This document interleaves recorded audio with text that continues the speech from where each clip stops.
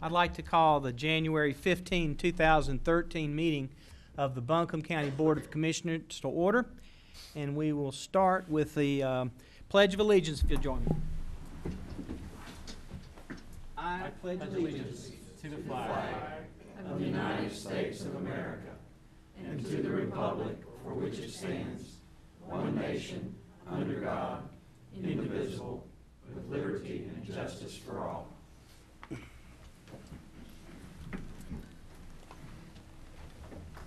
Thank you, and if you'll join me in prayer. God, thanks for the blessings of a new year. Thank you for all the opportunities, choices, programs, dreams, and chances to do good things that you'll present to this commission and these commissioners.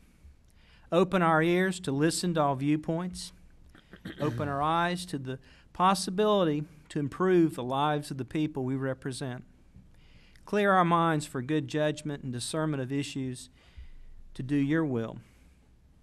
Free our notions and existing views from absolute,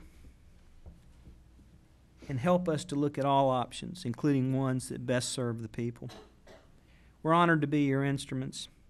Help us to play good music together that's pleasing to you and beneficial to the citizens of Buncombe County.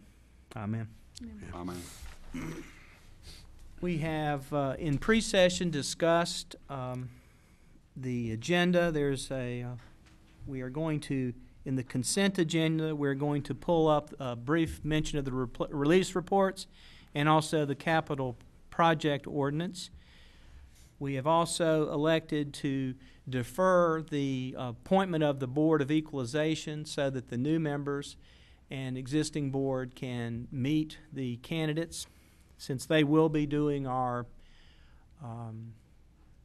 evaluation reviews and deciding if the values that Mr. Roberts, who we'll hear from in a little bit, and his staff should be changed in any way.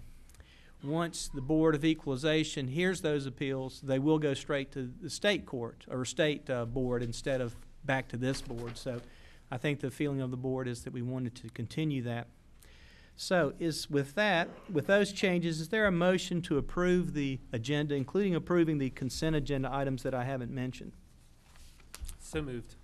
Motion by Commissioner Newman. Is there a second? A second. Second by Commissioner King. Is there any discussion? All those in favor say aye. Aye. All opposed, no.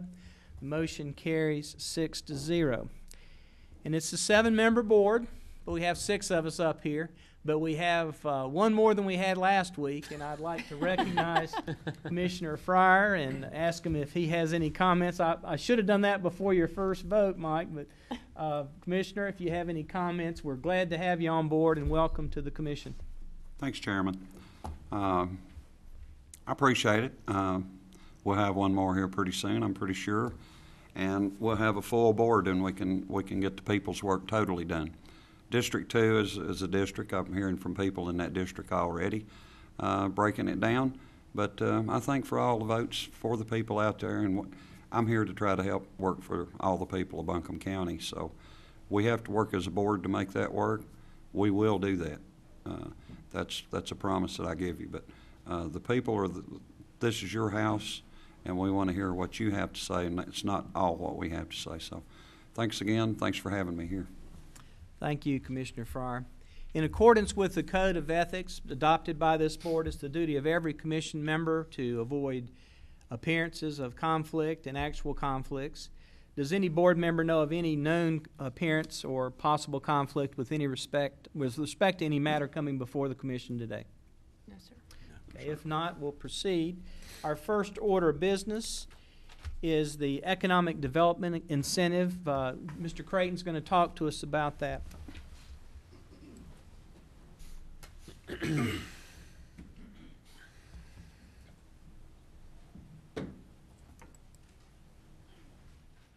Mr. Chairman, board members, come before you tonight to talk about a new neighbor that we have in the neighborhood.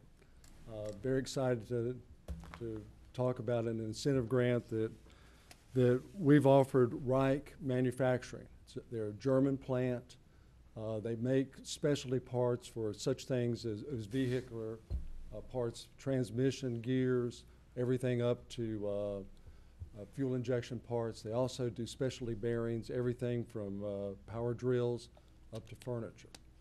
So one reason I'm real excited is that they chose Buncombe County to be their first North American location. If you look at their facility in Germany, they employ not quite 700 people, very large facility.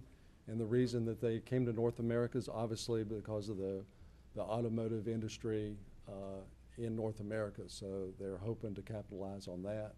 And with that, I hope that they continue to grow here in Buncombe County. They announced back in 2010 that they would locate in Buncombe County. They started the facility operation in September of 11. So they've been in operation just a little over a year. Our incentive was based on the 1 NC funds. The state of North Carolina Department of Commerce gave an incentive to Reich for $350,000. In order for them to be eligible to get that incentive, the local entity, being Buncombe County, had to match that. So we agreed to match also $350,000. We would pay that over 3 equal installments for the $350,000. The incentive was based on Reich employing 35 people with an average salary of $40,000, and that they would make a $22 million investment.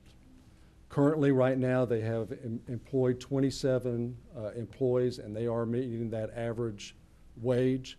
And also, since our taxes run a year behind, when you look at December 2011, they had invested $658 million, so they're well on their way to start. They're basically lagging a year behind.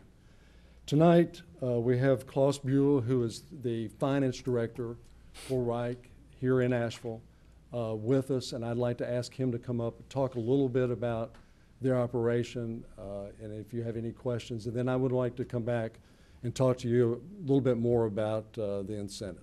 So I'd ask Mr. Buell to come up, please.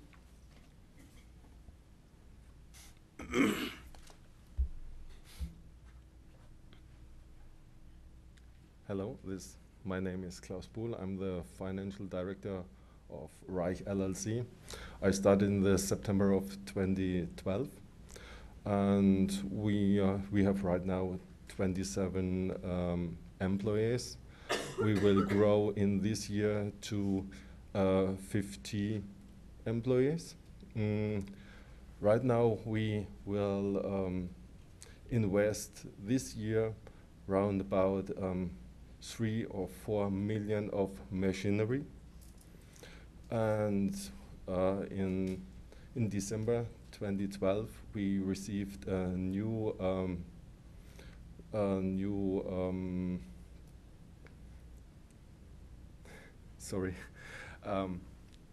we get a new offer of a new product from Chrysler.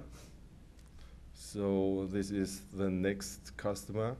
So we have a set of steering as a customer, and right now Chrysler in addition to set of steering. So we are looking forward, and so yes, we will successful in the next years, I think. Okay, thank you, Mr. Bueller. It's good to have you here, and thank you for coming tonight.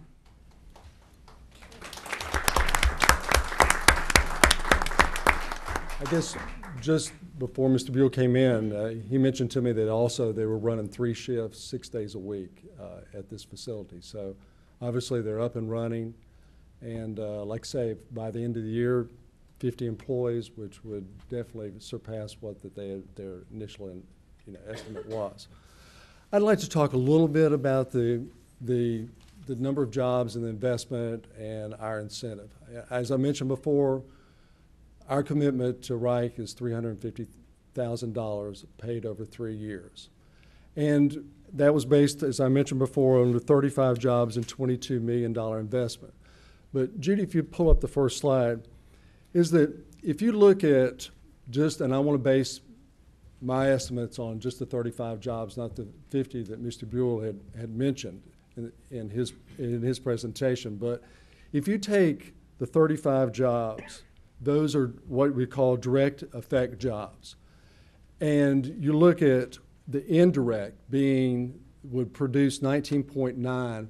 We talk about indirect, let's just say Reich turns around and says to Joe's machine shop, I need you to do some work for us. Those 35 jobs in turn create additional jobs that they farm out, maybe get supplies from, have janitorial service, everything else. So there's that demand that's in the community. And then you get the induced effect, being, okay, I just got a new job at Reich.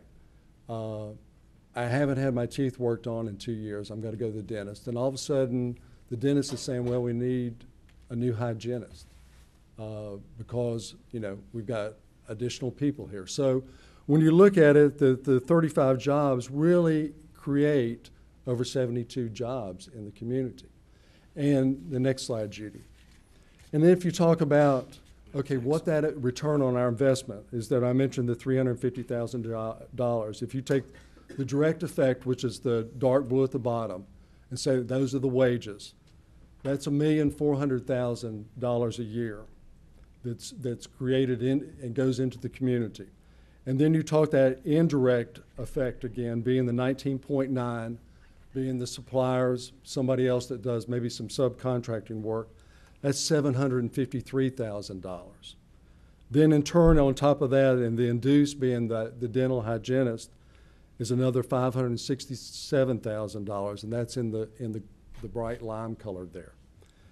And then also want to mention that you got the state and local taxes that are on top of that, being in the purple.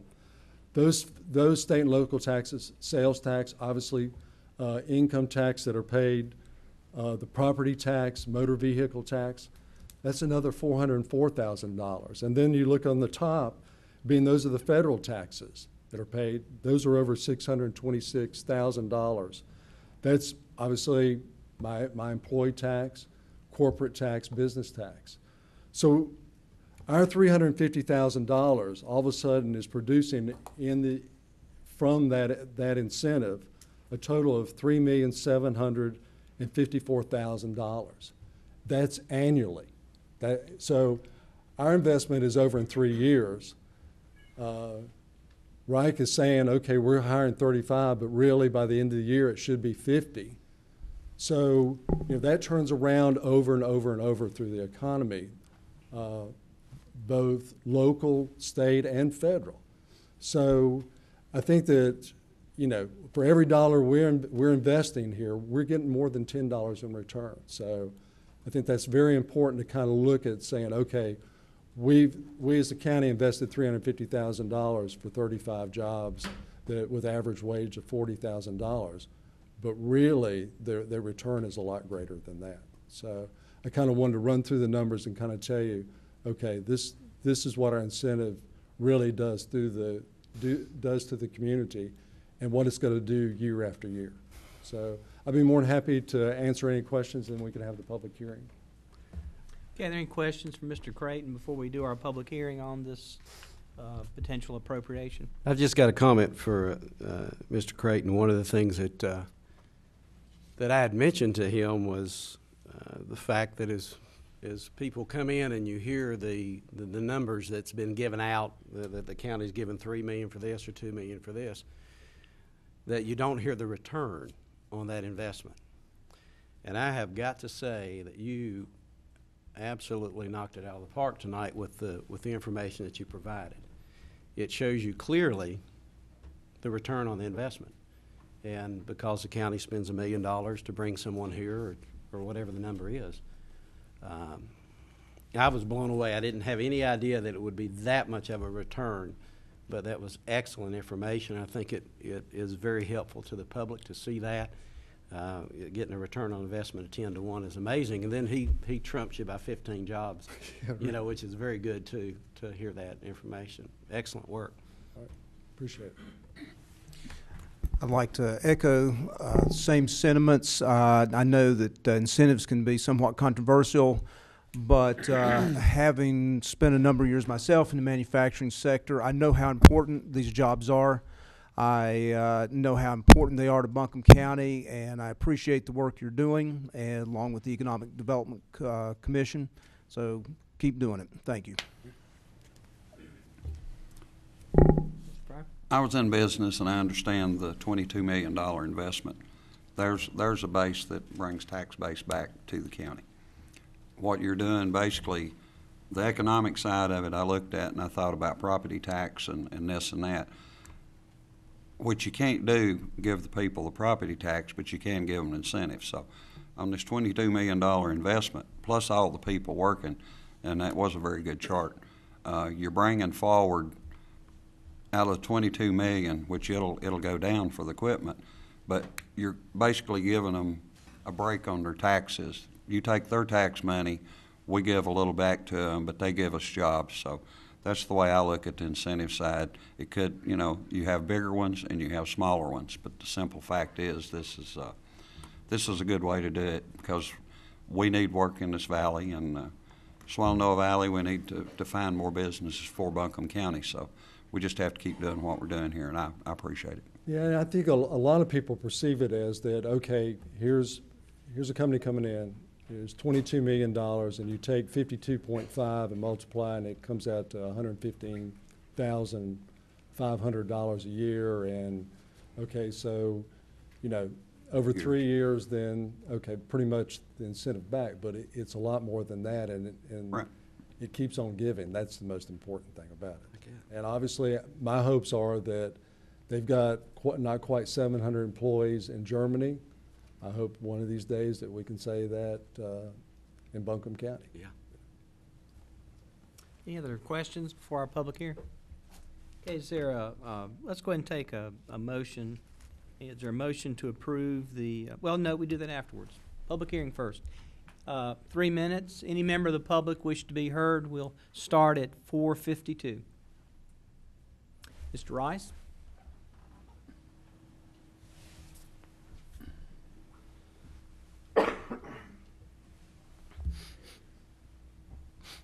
Thank you, Mr. Chairman, members of the board.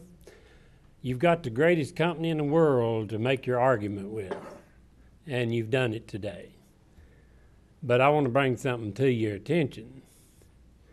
At $40,000, $42,000, the individual that's making that money, they can afford to live and not be on subsidies from the Department of Social Service. So I challenge you to look at something else. These indirects and directs, government incentives, you're reducing and giving them money, say for taxes. That's a company thing, yes.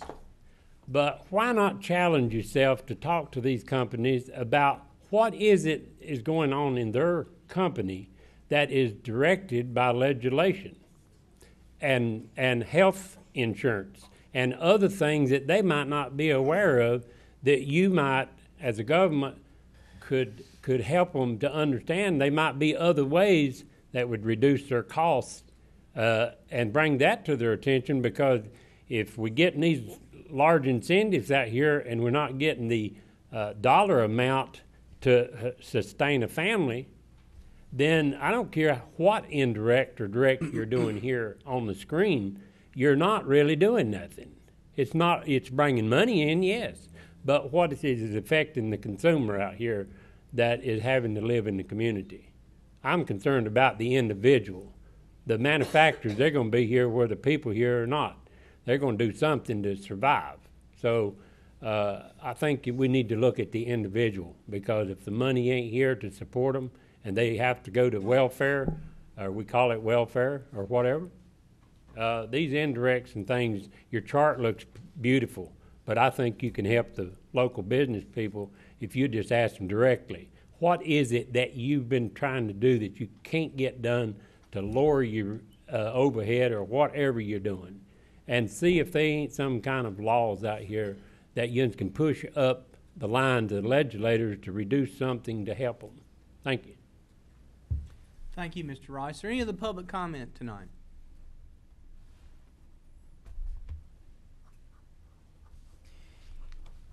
If not, I will declare the public hearing portion closed at 4:56.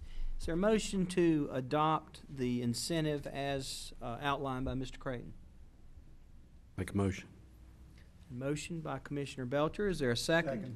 Second by Commissioner King. Is there any discussion? If not, all those in favor say aye. Aye. All opposed, no. The motion carries 6-0. Thank you. We do not have a county manager report, I believe. Is that right, Mr. Creighton? New business. So we have Gary Roberts is going to give us a reappraisal update.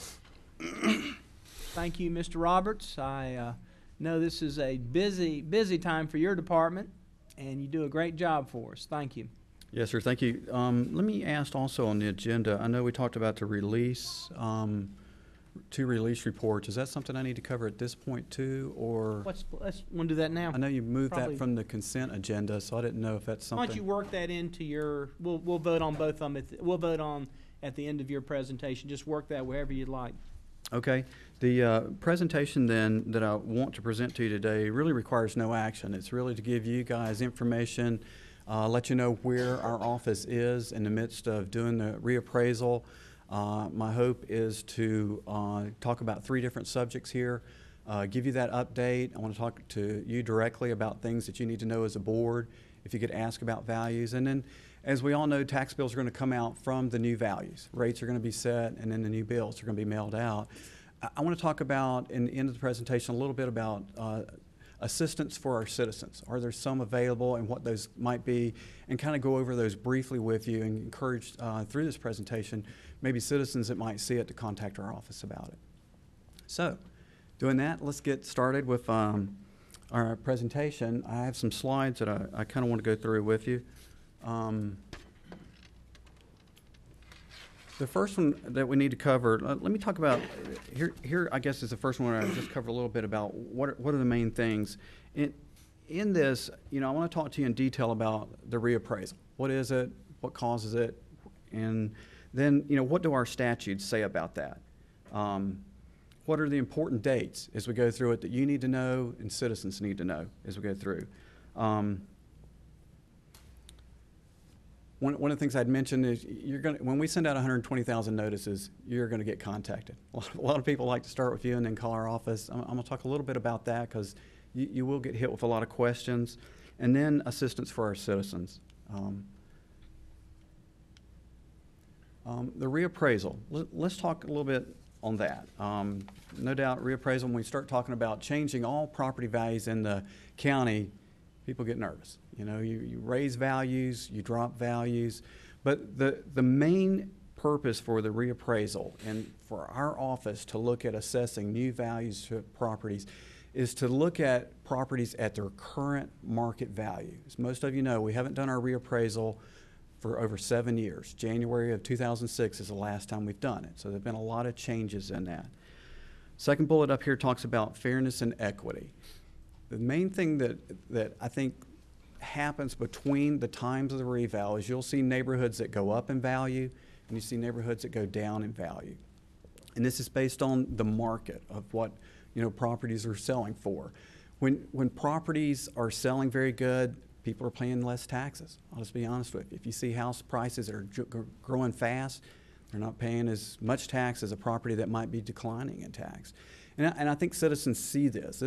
I probably get more calls in our office on inequity than I do than one citizen's property just being, they feel it's too high.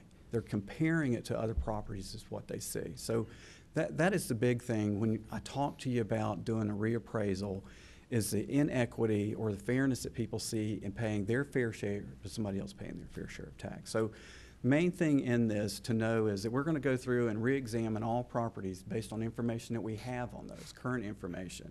And we're going to put current market values as of January 1, 2013 on those. And then we're going to bring back equity. Everybody's going to be back at 100% of market value.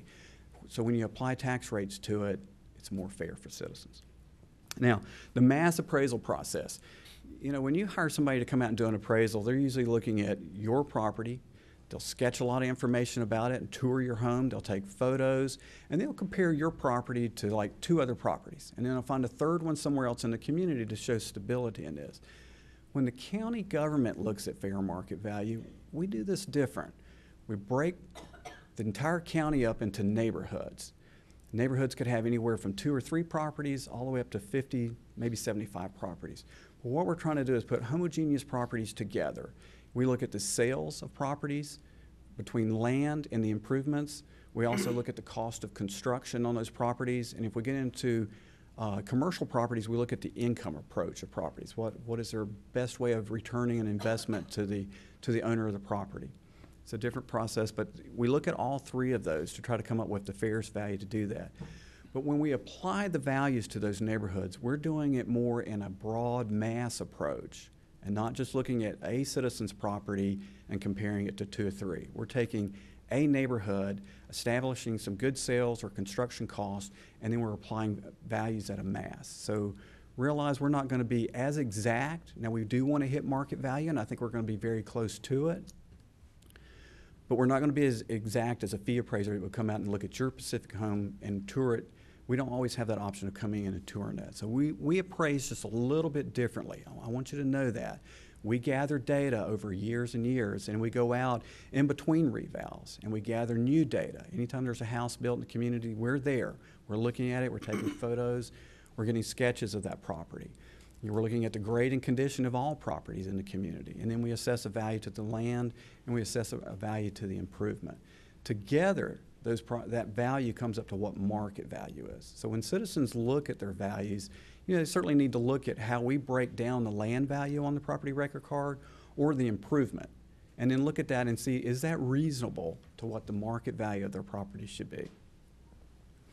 And then the last thing I really want you to know is in this county, we have 43 taxing districts that I get tax rates on. Every one of those districts is going to have a different value when I get done with the reappraisal. Some of those are going to be up and some of those are going to be down as a whole. But keep in mind, in properties within these neighborhoods and within all these taxing districts are going to change between the 6 municipalities, the school district, and all the fire districts. The different values for all of those districts are going to be different. So keep that in mind. On the next slide, let's talk about the laws that govern reappraisal. I get a lot of questions about this. Why do we do it at certain times? Why did the county delay it? And why are we doing it now? Let me kind of go through that and summarize with you in this slide here. The general statute up here, it's General Statute 105-286, I think is what I've got up here. It has 3 pieces to that. The first one was the one from the very beginning of time. You're supposed to do it every 8 years. And counties, you know, it's nerving to do it. So boards were reluctant, especially smaller counties, to do it as often as larger counties. Larger counties like to do it around every 6 to 4 years, you know, because of the dramatic change within the communities on sales or construction or new neighborhoods being built. So the octennial cycle said that you had to do it every 8 years, given. You just had to do it. The new piece that was added into this legislation that said that there was a mandatory advancement. If counties with a population of greater than 75,000, if their percent increase, now in increase I'm talking about the assessed value to the market. If the assessment value went higher than market, you may go up to 115%. Your assessments are over what market values are. You know, you're over assessing citizens. If it goes above to 115%, you got to do it. If market grows, like the sales of homes are going higher than what the assessments are by 15%, which would put our sales ratio at 85%, we're required to do it. I'll get a letter. It'll be sent to the chairman and to the county manager.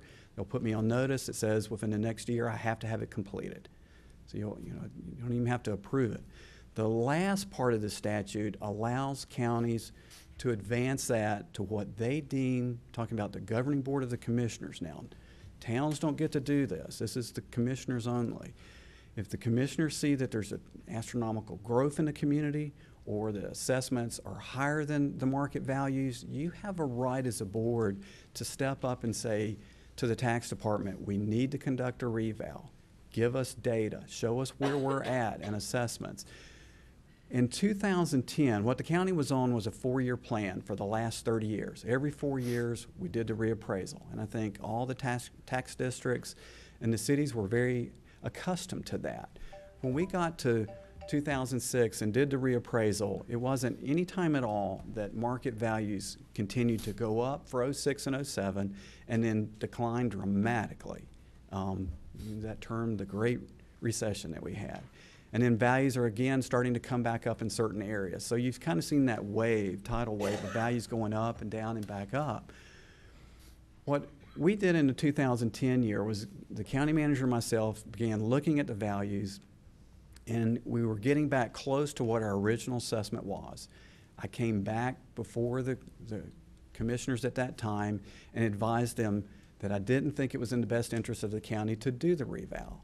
The reappraisal. The reappraisal, when you get away from it, like I was describing, that the market was growing faster, you need to do it. But when the market got back to where our total assessed values were pretty close to 100%, the process of doing all of the values and sending those notifications out and going through that appeal process is well over a 2-year period. I honestly didn't believe that it was something the county needed to do. I made the recommendation and the county followed that.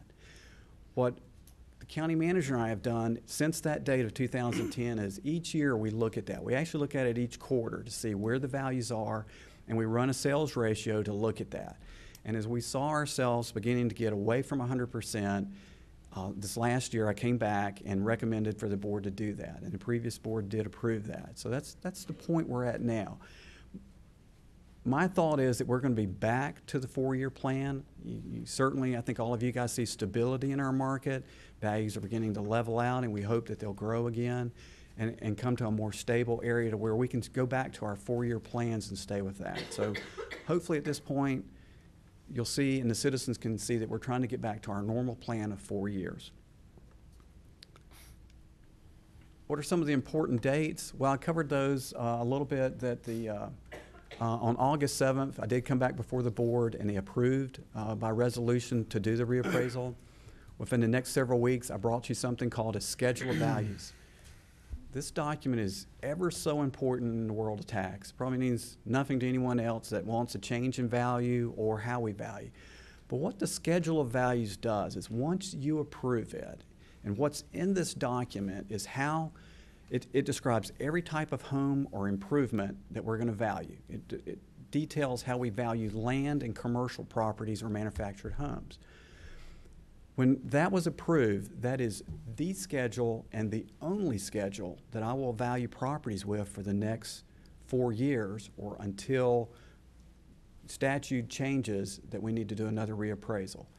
So in 2015, we're going to look ahead here, and if hypothetical, somebody sells off a portion of their property, let's say they have 3 acres and they sell 1 acre, they subdivide it. So they still own 2 acres and a home, they sell a lot to their neighbor, and the neighbor builds a house on it. I am required to value that lot that they split out and the home that they build as of January 2013, not in 15. I have to follow that schedule. So everything I do this day forward will be based on 2013 until you guys give me direction to change that. So keep in mind, everything I do now, all new construction permits, anything that comes through our office, we will put a 2013 value on it. It's very important for you to understand that and see that. New notices. This brings us to the point. We have the reappraisal completed. We have, at this point, got most of the data to the printer. Our expectation is that they're going to start printing those next week and mailing those out, and we will begin receiving phone calls. And a lot of those are information calls. Some of them are appeals. We expect that on that, but just know that here in January 13, we will get those notices out to the public. Citizens' right to appeal. You guys touched on that just a little bit. I want to go over that a little bit so you can understand that process. This is very important. This is a set procedure, and citizens that think that their values may not be reasonable, that they may be wrong or overstated, or that the information not have been used correctly to assess that, they have a very important decision to make. They either accept the value or they need to question it and appeal it. Now, if they question it, we'll give them a lot of data. They can go to our website and look up comparables. They can look up everything in their neighborhood. They can type in and look at every property in the county. You know, we've got it broken down by streets or names, however they want to look up people's or citizens' properties that they know or properties that are like theirs to make comparison. But the moment they decide they need to appeal their taxes, there's one of three things that can happen. And we're making the appeals very easy this year. You can call our office and talk to us about it. We're going to tell you how we came up with the value. Go through a lot of the information, just general questions.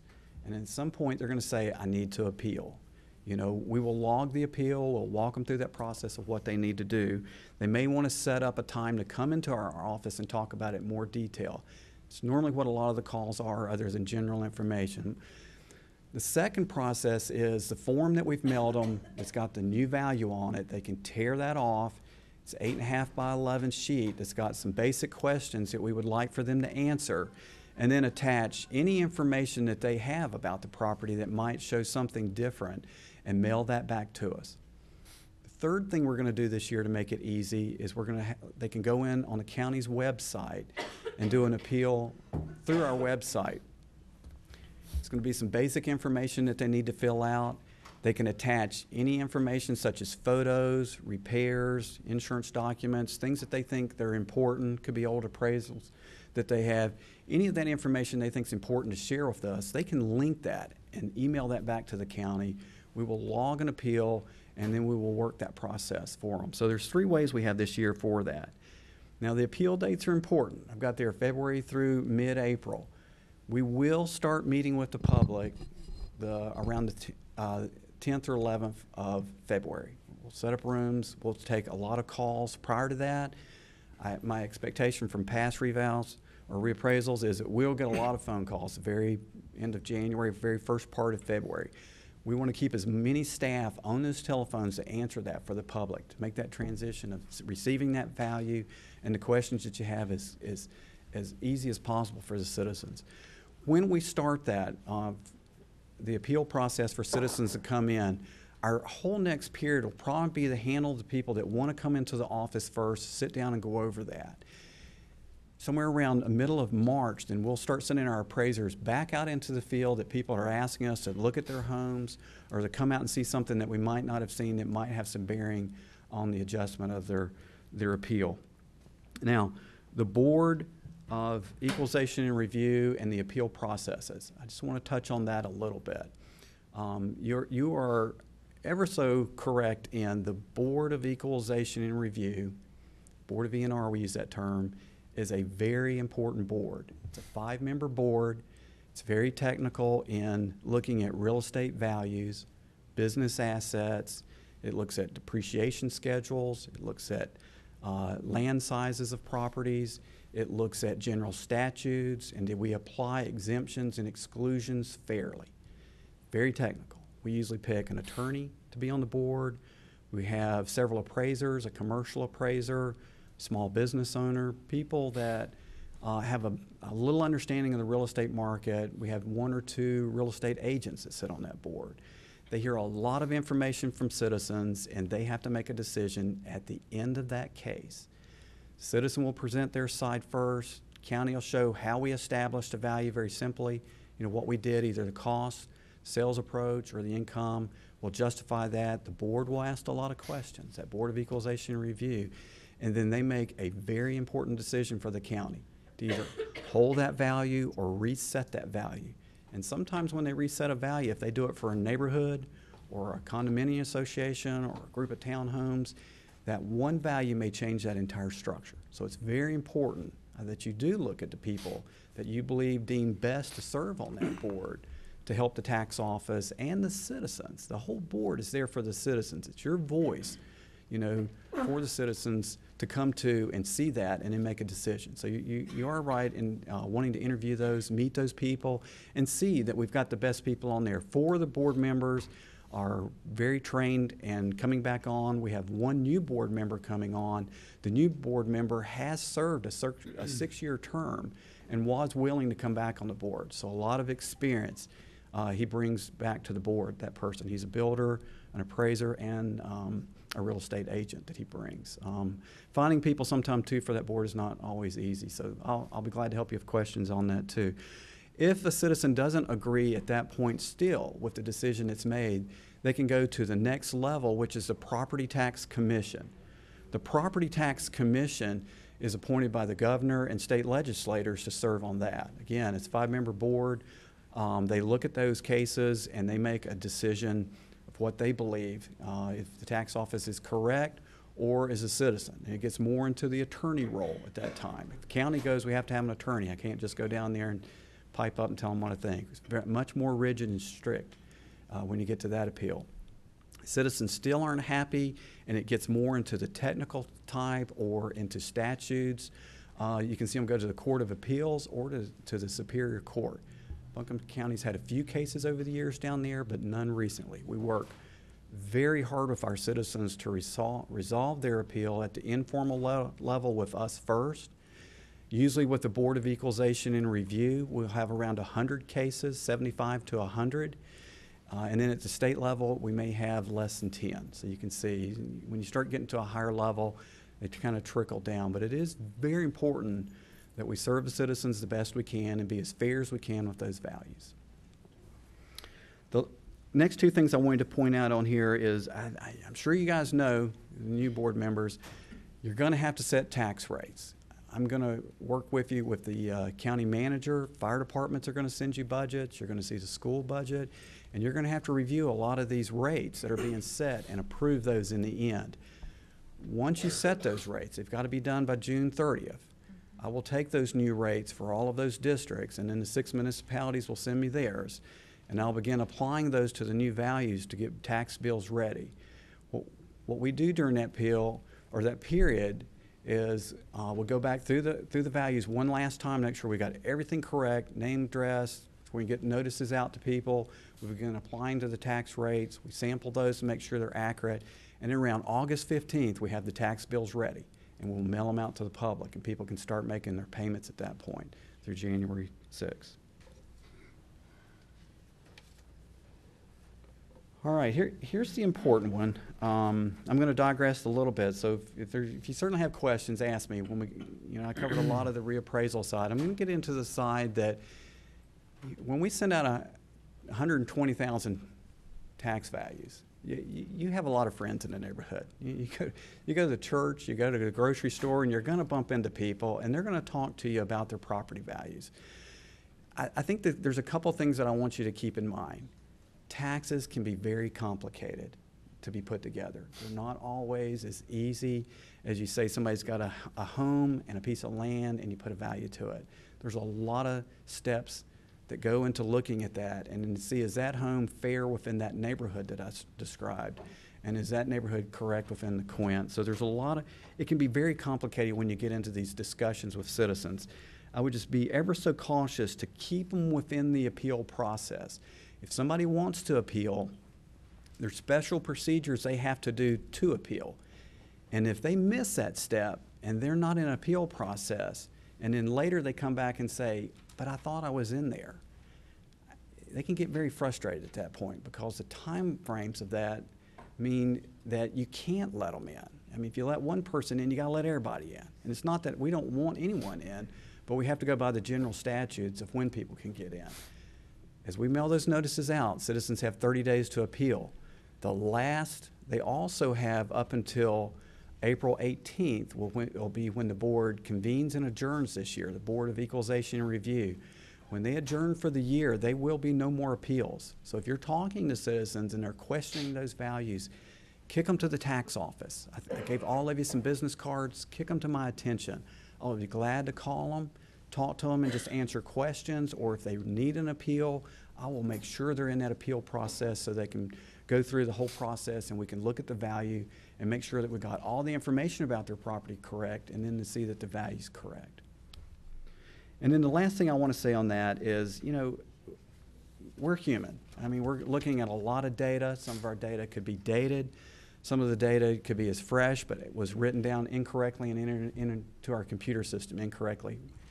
If we've made a mistake, an error in calculation or size of the acreage, the size of the square footage of the home, the age of the home to do depreciation on it, we will correct that. You know, we want to make it fair for the citizen. The main thing we want to know is the amount that we sent out reasonable as a market value to tax them at? And if it's not, contact us and let us look at that. So that's the main thing is if we're wrong, we'll fix it. I mean, that's what we should do. All right, I'm going to really digress now. These are programs that the county does offer.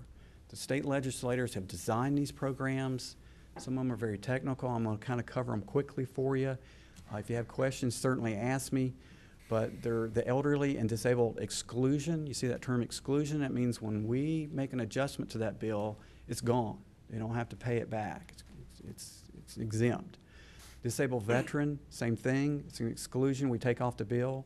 Circuit breaker is a deferment. I'm going to show you how we do those and give you a couple of examples. If you come out of that program as a deferment, you got to pay it back. Certain part of it, not all of it, certain part of it. Same thing with present use. Present use, I'm going to give you a little bit in detail that it covers a lot, but it's usually land in large amounts, either 5, 10, or 20, or up to 100 acres. And what you're doing in present use is you're valuing the use of the person's their use of it at a different value than market. You're looking at how it's being used.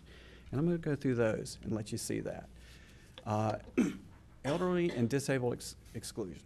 I put in yellow up here for you to see what is it. That's always what person asks me. Well, what am I getting first? What's the reward? And then we'll look at the details. Do you qualify? But on this one, a person can receive the greater of a $25,000 reduction or 50% reduction in the property value. You have to look at that and see.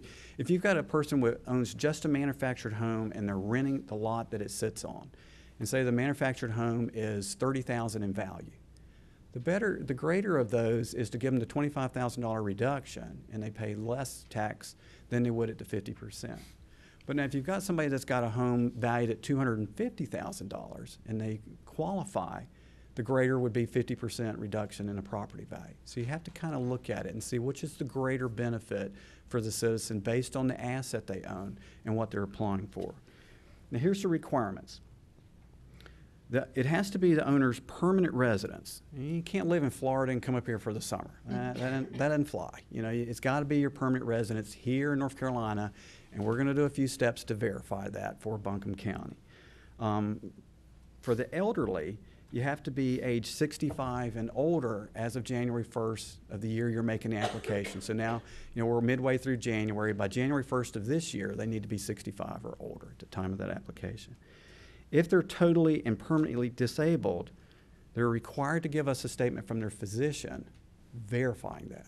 Now, that's a one-time thing. Once we receive it, we won't ask them for that statement of the physician again, but we will go back and renew the application from time to time and ask, is the income level? Is it still your permanent residence? Is there other reasons that you might have come out of the program?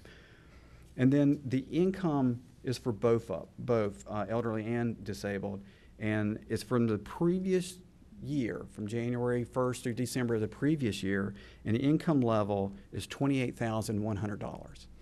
Things in the income you need to consider are wages, dividends, capital gains, IRA distributions that they receive from the last year, pensions, and Social Security.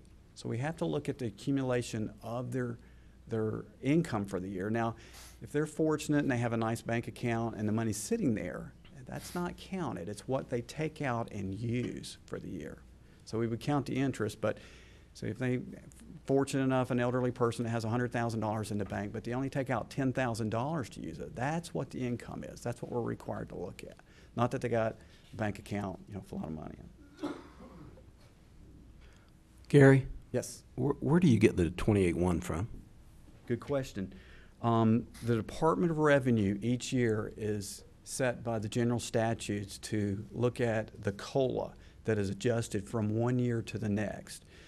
They look at several different measures to come up with that amount, but the Department of Revenue sets that amount for all counties to follow. All right, going to talk about the disabled veteran exemption. This one excludes up to the first $45,000 in assessed value for that disabled veteran. There are a lot of conditions for a disabled veteran. I've tried to sum these down as quickly as I could for you to see.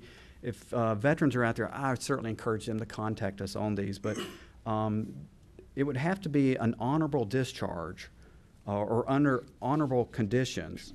Has the person had permanent service connected disabilities? Some of those can be included, some cannot.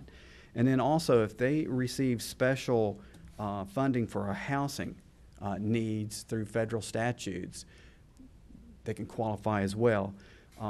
Surviving spouses can qualify too on this, and we have a number of those in there. There is a form that North Carolina has through disabled veterans that has to be sent to the U.S. Department of Veterans Affairs that has to be approved in order to show that they are qualified for the honorable side of qualifying, for the whole veterans benefit side. They'll approve or not approve, and then they bring that form to us, and then at that point we can look at setting them up to qualify for that. That is an important step. Sometimes they'll come to us without that form of approval. All right, circuit breaker. This is a new statute that's probably been in existence about 3, maybe 4 years. So it's just starting to get some live. People are looking at it. Now again, keep in mind, it's a deferment. And I'm going to talk about the deferred side at the end. But what happens on this is you don't value tax based on assessment and a tax rate. You look at a person's level of income, and the taxes are based on the amount of money that they can earn. The conditions are the same. They have to be 65 and older. Totally and permanently disabled can apply for this. The statute is a little different on that they have to have owned this property and lived in it for at least 5 years. You can't just move in it last year, come in here and apply for it. It has to be in for at least 5 years. And then both spouses are receiving the benefit of the deferment.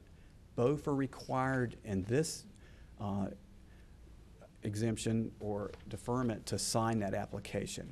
If one refuses to sign, neither can receive the benefit. But I want to give you an example of this because it's a little bit different. The example I came up with shows that if a person has income up to $28,100, their taxes are calculated at 4% of their income. Here's the example in orange that I've designed. If the person's income is $26,400, it can be 2 spouses, it can be 2 brothers, it can be 1 individual, but if both income is less than the $26,400, the home is assessed at $225,000, and for the sake of calculating the tax bill, I used the highest district. I used the county, the city, and the city school tax. So the tax would calculate on $225,000 at $2,452.50.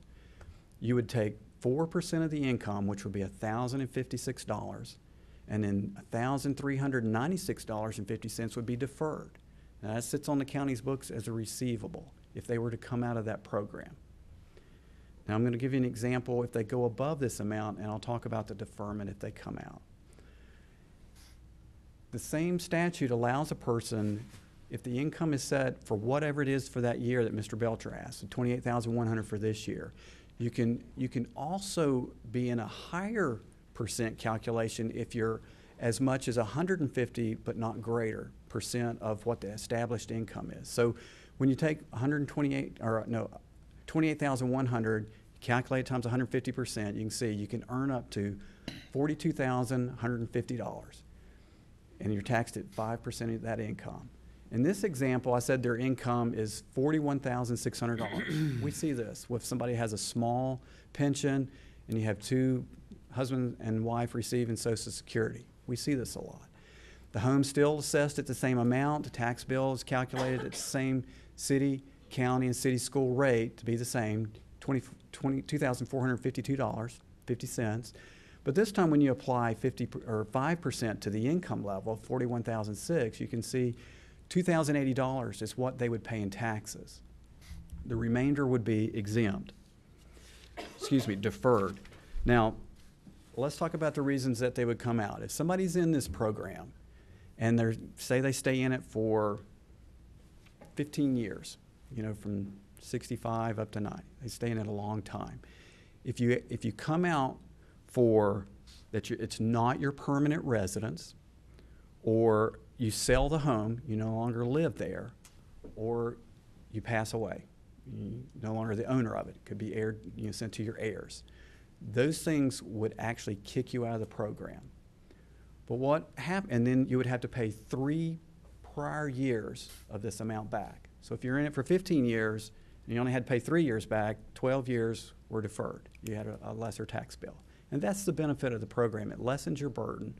But if you ever come out for whatever reason, you do owe the county some of the receivable back. The same premise of the present use program. I think you guys have heard that described, that I'm going to go into and talk about. It's a good program.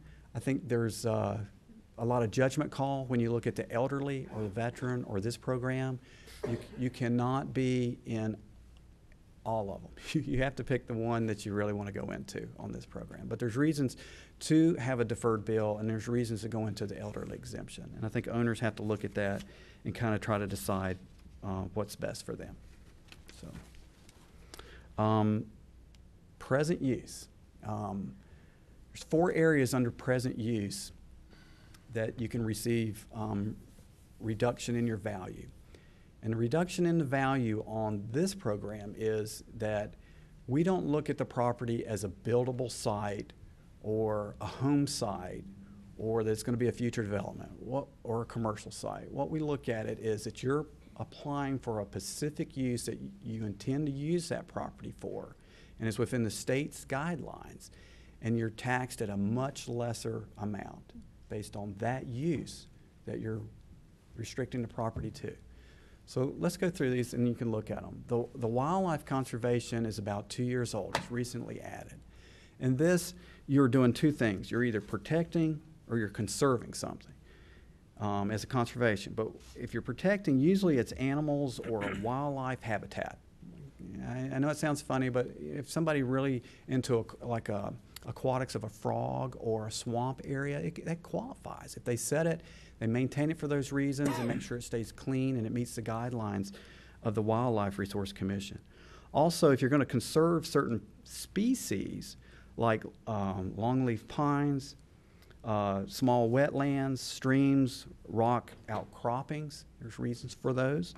And then bat caves, and there's a slew of others people can apply for on these.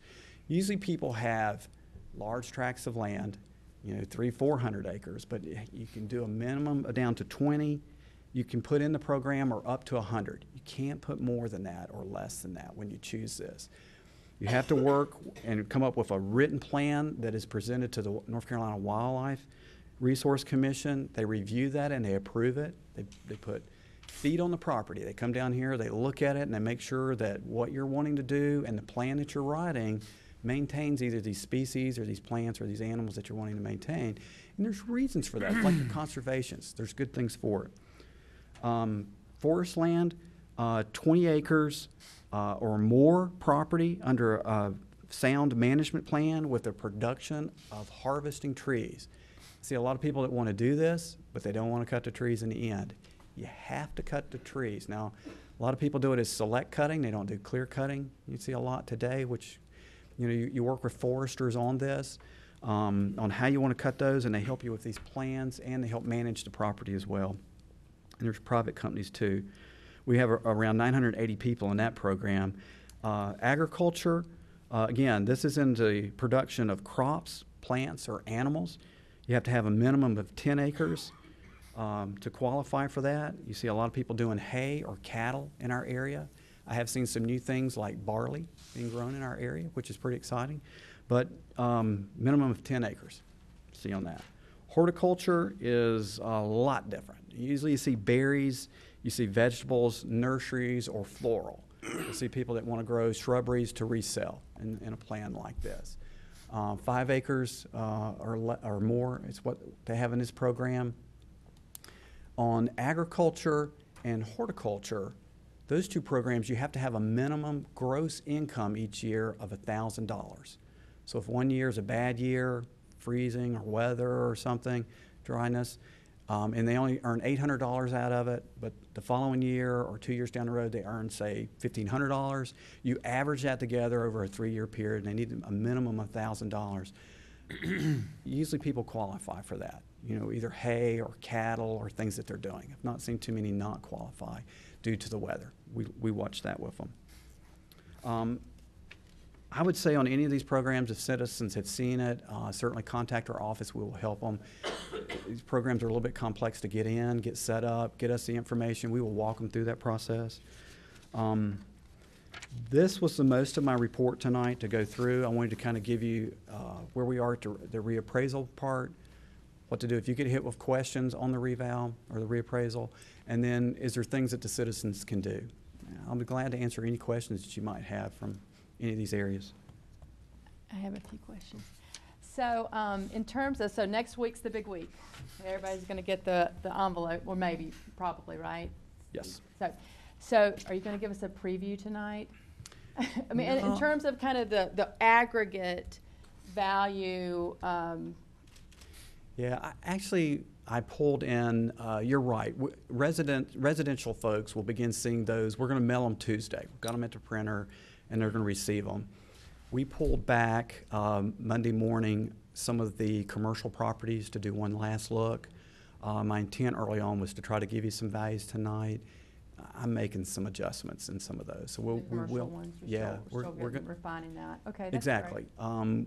We did early on work with a lot of commercial folks to begin sharing those values. We received a little bit of information back early enough that we can make some adjustments on some commercial properties. No, I'm not really ready. I can say this, that most of the properties for the county side look like it's going to be around the same or less. Right now it's looking like, before I complete those commercial, that it's just going to be just a little bit less than 1% of the total assessment that we have right now. Our total assessment for the real estate side is a little over $25 billion. Okay. And I think right now we're probably about $500,000 less than that is what it's looking like. But I'm still going to firm up those numbers. Right. Now, let me say this. That's without any appeal numbers whatsoever in them. Please know that. So when I start doing appeals, that number just starts dropping down. So, and I'll make adjustments. I'll work with the county manager on that to make some best estimates. What normally happens as you begin looking at the values that we're projecting, and I send out to the townships, we still got a lot of appeals that we're looking at. So I'm trying to go behind that appeal tracker, look at the largest properties or ones that I deem that might have to have some adjustments to them, and make some projections on what we call appeal loss. And I try to do that percent-wise, 1, 2, 3, 4. Sometimes if it's a huge property, I may move it up to like a 5% or something. I gotcha. So in terms of when, I'm not holding you to this, but when will commercial folks window of when they would start getting their envelopes? They've got quite a few of them already have them, and started questioning those values. I would say that we'll have them out if we mail the residential next week on the 22nd. We hope to have those out by the end of the week. The following week we'll get the commercial. So pretty close. Yes. In there, yeah. And so you talked about the. I'm all blown away with the amount of data that y'all have to deal with. So in terms of, because you made a reference to if a citizen wants to do their own due diligence and can kind of look at properties and that comparables, will all that new data be downloaded and accessible at the point where the letters go out? I mean, is that being kind of integrated now? Or? Yes. At the point that we begin mailing notices, we will put live all of the assessment values on our website for the public to see. We will, with our IT department, flip a switch, and then the next day, the information will be updated to the website that shows all the values. They may be able to look them up and see them before they get them in the mail. There you go. But what they can do on our website is really amazing. You can type in your street or your neighborhood, and you can go on our GIS site and look at an aerial map and start selecting homes that you know information about or you've been in, you know, that with your neighbor, and compare those values. Or you can see sales. We put on the website, you know, sales of homes and when they sold. We also put on there something called qualified or not qualified. It'll be a Y or an N. The thing that's important, they need to look at qualified sales. Okay. That's like two people that don't know each other, you know, the seller wanting to sell it, the buyer wanting to get the best deal on it, and they negotiate a fair price. You know, not qualified would be like a father just deeding a tract of land to the son, or a equity distribution that goes through court that you see a forced sale or a foreclosure. Now, short sales are a little different where banks are selling those and the seller's working with those and are taking discounts on them. We will look at those short sales to try to determine that some of those are fair market, some are not. So, Gotcha. yes. One last question, then I'll see if anybody else has any questions. So, in the past, in terms of some of the exclusions that you talked about at the end, I remember seeing some participation rates for our county compared to other counties. Can you remind me of kind of where we fall in that and how? Yeah, I can give you numbers on ours. Just ballpark. Okay, yeah, we're probably about the second or third highest in the state on elderly.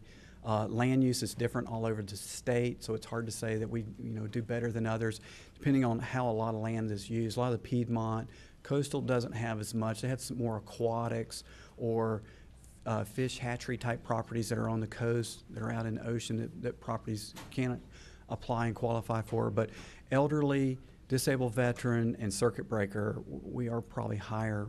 We sell this. It's on every tax notice that when we send the tax bills out, we put that in there. When we just recently mailed out a notice last weekend to let people know the reappraisal is coming, questions about the reappraisal, and then on the back of that, we introduce that again. If you need help, come to us and let us get you signed up for these programs. They're a little technical. There's a big application. The Department of Revenue designs the application. It's like 8 pages. We'll be glad to sit down with them and go through it, tell them what they need to send us back. Thank you. I just have a comment. I guess we've been through a few, since I've been on the board, a few evaluations. And I would say that the information that Mr. Roberts and the staff gives is very widespread. We want everybody to know what their rights are. That's why you're doing this tonight. And it's not personal if somebody wants to appeal. And we really do want to get your value because the law requires us to get the fair market value. But the other part of it is the tax rate, and we don't do that for a couple more months. So you know what your property's worth, but you don't know what the tax rate's going to be. That's a whole nother decision, a whole different consideration based on what the county needs and what the budget is going to be for next year. So we can't tell you what the budget's going to be. We haven't seen numbers. We don't know. And so it's really 2 steps, but thank you for being so comprehensive in the first step, which is to say this is what the values are, and we appreciate that. And we know when we mail the notices out, a lot of people look at their property as it's home. It doesn't have a value, but it really does. We want them to look at that. They've got plenty of time to make a decision on an appeal. Contact our office, contact neighbors or real estate agents or people that know something a little about value and ask their thoughts. Contact us and let us know. We want to be fair with citizens in the end. So we'll certainly entertain appeals, or if we've made something that we need to look at about the property that we didn't know prior to mailing that notice to get it right. Mr. Johnson? Yeah, and this might be a question for our board to talk about in the future, and I want to glad that the county managers arrived too. My question has to be formalizing the next 4 years to get us back on track. How is that decision made, and when is the appropriate time? Is it during the budget time? Is it so? Because we had this extraordinary situation, and you referred to us getting back on, and it feels like that needs to be formalized, and I didn't know the appropriate time to do that. Yeah, I'll be glad to answer that with Wanda if she wants to. One of the things that we received from the Department of revenue is each quarter we do a comparison of what assessment is to market. It's a report we're required to fill out. We look at a lot of transactions that's taken place in a Register of Deeds office. It's random sampled that they send us. We fill out the information, send it back, and we work closely with the Department of Revenue to see what our assessment ratio is for each quarter. Then they send out to the entire state, all 100 counties, what the sales assessment is for the year. That's when I work with the county manager to begin saying that we are either increasing, the market is increasing faster than where the assessments are, and we try to make a projection what it's going to look like in 4 years, or does the statute that I showed you that might have the mandated reason in it, advancement that we have to do it, or do we need to come back to you to make that recommendation that you need to do it sooner? Normally for our county and the size and what we've seen in past years, we'll probably be right at the 85 or less, so I don't expect that. I think that we'll probably stay, from my view as a tax director to you, on a 4-year plan.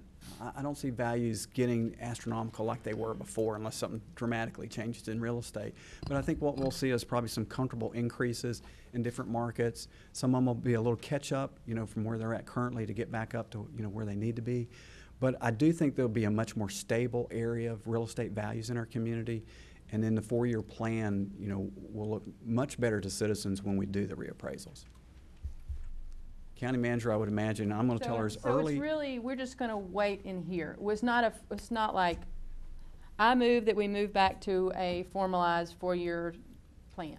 Nope. Yeah, I can tell you, either myself or the county manager is going to be coming to start the reappraisal as early as possible so we can get a lot of work. It takes us about almost a year to get these values assembled, to get everything looked at, get the data right in our computer system, and then go through the last couple of months. We're spending a lot of time looking at these properties to make sure we have the neighborhoods right and we've used the right assessments and the home values and land values to make sure that there's not any errors. So it takes a lot of time at the end to really go through and make sure that we get them right as much as possible.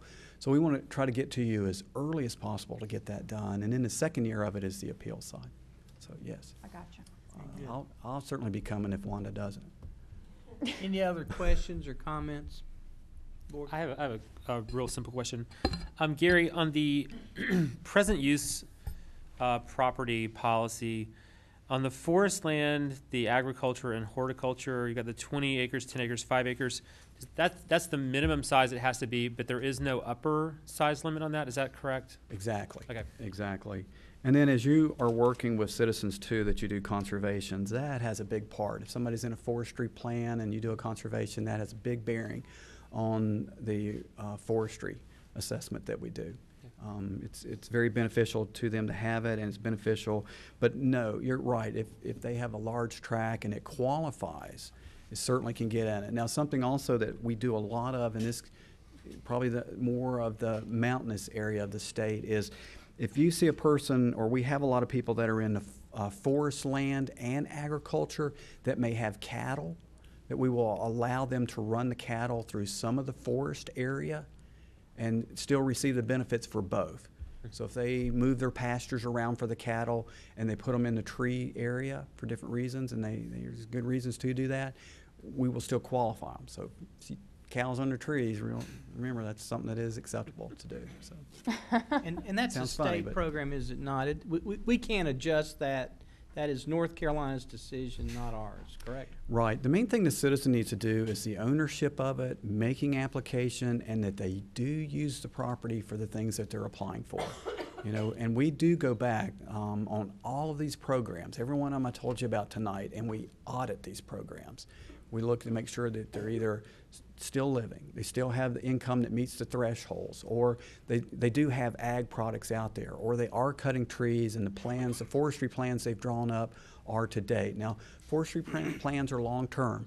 If we see somebody in our area doing the select cuts or cutting their property, we're going to go back out and within a reasonable time and say we need a new plan. You're going to put new species of trees out here. We want to see what those are, when you're going to harvest, and how you're going to take care of them. So we look at a sound plan of that. So we do update those and make sure that citizens do qualify and meet the thresholds. Great. Thank you. Any other questions or comments? Only thing on the open land use, Gary, that's probably there. It's going to take the biggest hit in this revalue. Yeah, the open land use on, Not open land, but yeah, on the, big parcels of property. yeah, on present use, rural land we are seeing does not have the acreage value that it did in '06. So you are correct. In the end of when we put our final tax assessment to those, especially those properties that have present use, we're not seeing a huge decline in the difference between the present use in 012 and 013. Now, there is some, but the reason for that is the value of the property at present use was already brought down substantially. So when you see the difference amount of cash rents on those properties, that the percent change is not as huge because we're not hitting it at its full tax assessed value. We're doing it at present use. And present use, just to kind of give you an idea, can be anywhere. Depends on the property and how people rent these properties out to come up with cash rents at a state level. We follow the state present use board's values on that, but the reductions can be anywhere from 70 to low 90% reductions in these properties. So somebody's only getting taxed on 10% of it, and then you do the reappraisal. See, the percent change is not huge on those under the present use. Now, if they were not, they are. It could be substantial. Thank you. Okay, any other comments or questions? I just would like to make an announcement. I think it would be the intent of this board with consensus to have, I think we have information on the 7th commissioner. Is that right? Did I hear from Mr. Frew? Is there a certification that's been issued? I believe it's here. I haven't had it. Have certification. I would suggest that we, if there is a desire to be sworn in, maybe do it after our meeting. That okay with the commissioners? Mm-hmm. So I would like to announce after the conclusion of this meeting, we will be swearing in the 7th commissioner. And I see Ms. Frost is here with her attorney.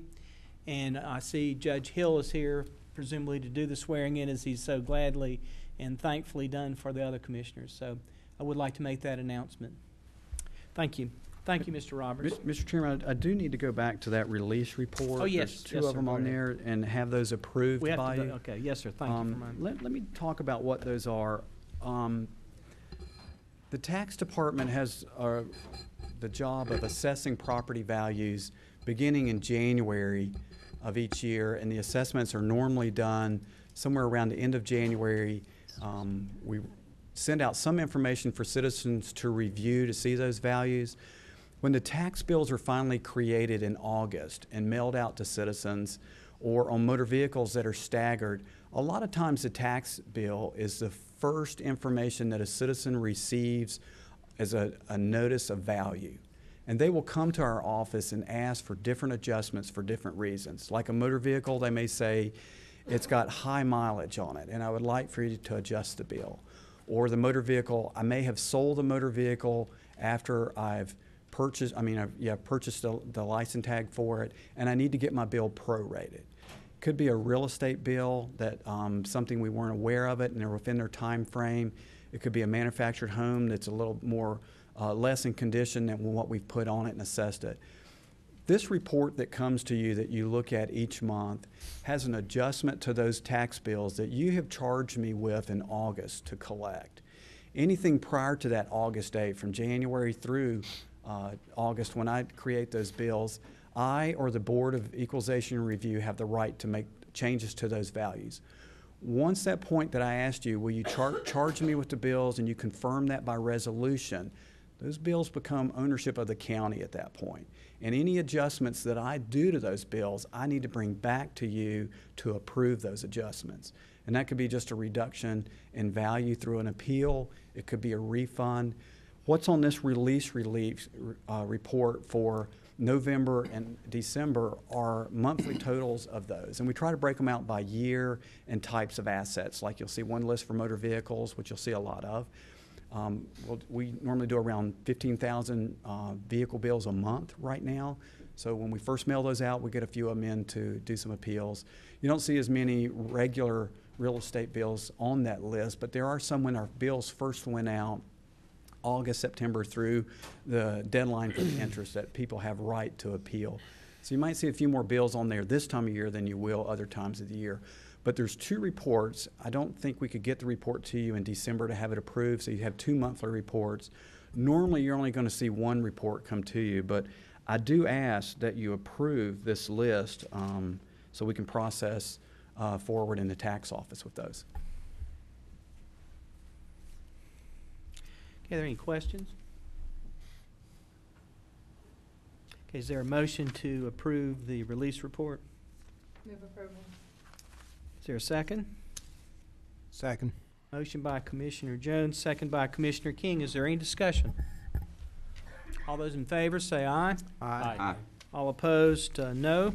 Motion carries 6-0. Thank you, sir. Thank you. Thank you, Mr. Chairman. Next up, we have the affordable housing. We have Donna and Cynthia to come up and talk to us about that. We also have a lot of representatives. If you could recognize the good representatives we have here in the community that make this happen, that we partner with and are proud to work with. Sure. Chairman Gant, members of the board. First, I want to apologize for my voice. Hopefully, if I miss any words, let me know that you didn't understand me. Donna and I both are recovering from a head cold. Wanted to recognize Mountain Housing Opportunities in Elbin. Mountain Housing has Scott, Lloyd, Joe, and Mike. Evelyn has Philippe. Thank you all for being here. And Judy, I'm ready for the slides.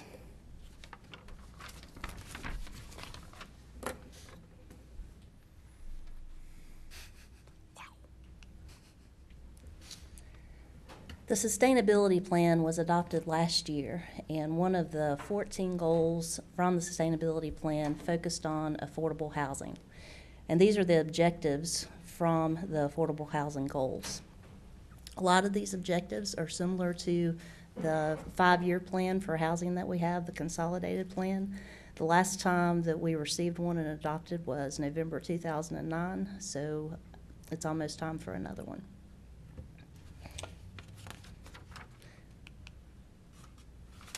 So those objectives should guide our funding decisions with our affordable housing programs. The funding sources, the main ones that we have are the Community Development Block Grant, the Home Investment Partnership Program, and the Buncombe County funds, including the Affordable Housing Services Programs, Workforce Housing Programs, and Community Development Funds. To go into a little bit more detail about the Community Development Block Grant funds, these are federal funds that are passed through the Division of Community Assistance. We apply as Buncombe County directly to the Division of Community Assistance. We are a higher tier county, so a lot of CDBG funds we're not eligible for. One program that we are eligible for is the Community Development Block Grant Scattered Site Housing Grant. And eligible activities include home rehabilitation and emergency repair. And we've received this every 3 years since 2001.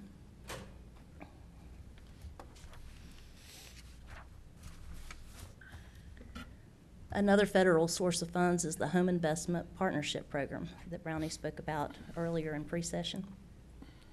And we receive funds as a county through the consortium. The consortium's lead entity is the City of Asheville, so funding comes from HUD directly to the city. Excuse me. The county's allocation as part of it's close to $1 million that the consortium gets each year, and we're able to attract more money because we partner together as a consortium. Our allocation in the past has been about $320,000, and we can support programs within the county over or less than that. But Buncombe County in the past, we've been very conscious about not requesting more than our allocation. If there are programs within the City of Asheville that we also throw our support behind that, they also have their own allocation. This year, we're projecting that 320 will be 241. And there are several eligible activities under the home grant before we've applied for tenant-based rental assistance. We've applied for down payment assistance, single-family home construction, multifamily construction, and rehab.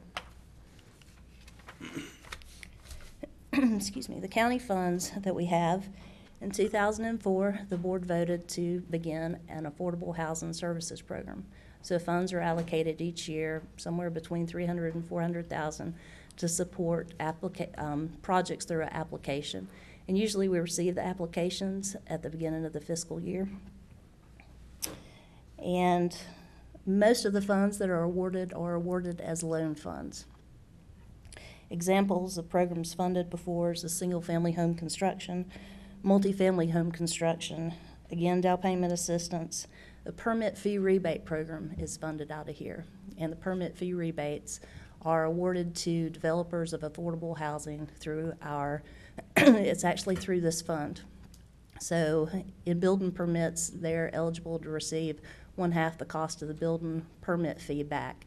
So if a permit is $300, they can receive $150 based on the settlement statement, showing that it was sold below a certain amount to an income-eligible family. We also have a workforce housing application, and this, we try to keep this separate from our affordable funds just when we discuss it so nobody gets confused. Affordable funds are available for families making less than 80% of median income. And workforce housing, that program is for families earning between 80 and 140% of median income. And later on in the presentation, we have a slide of Birdcliff, which is a 40-unit subdivision who's taken us on about getting these workforce housing funds. In addition to those sources, there's also community development funds. I'm sorry. And those are applied for through the regular budget year. And Donna's going to talk a little bit more in detail about the programs.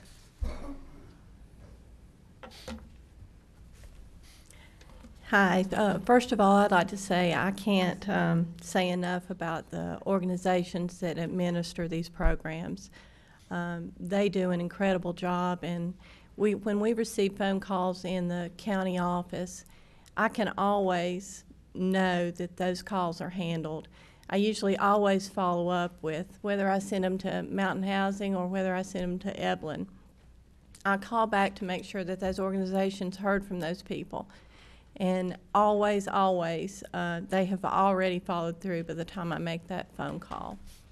So I'm going to talk about some of the programs that we support to achieve affordable housing opportunities for our citizens. And the first two are down payment assistance and tenant-based rental assistance.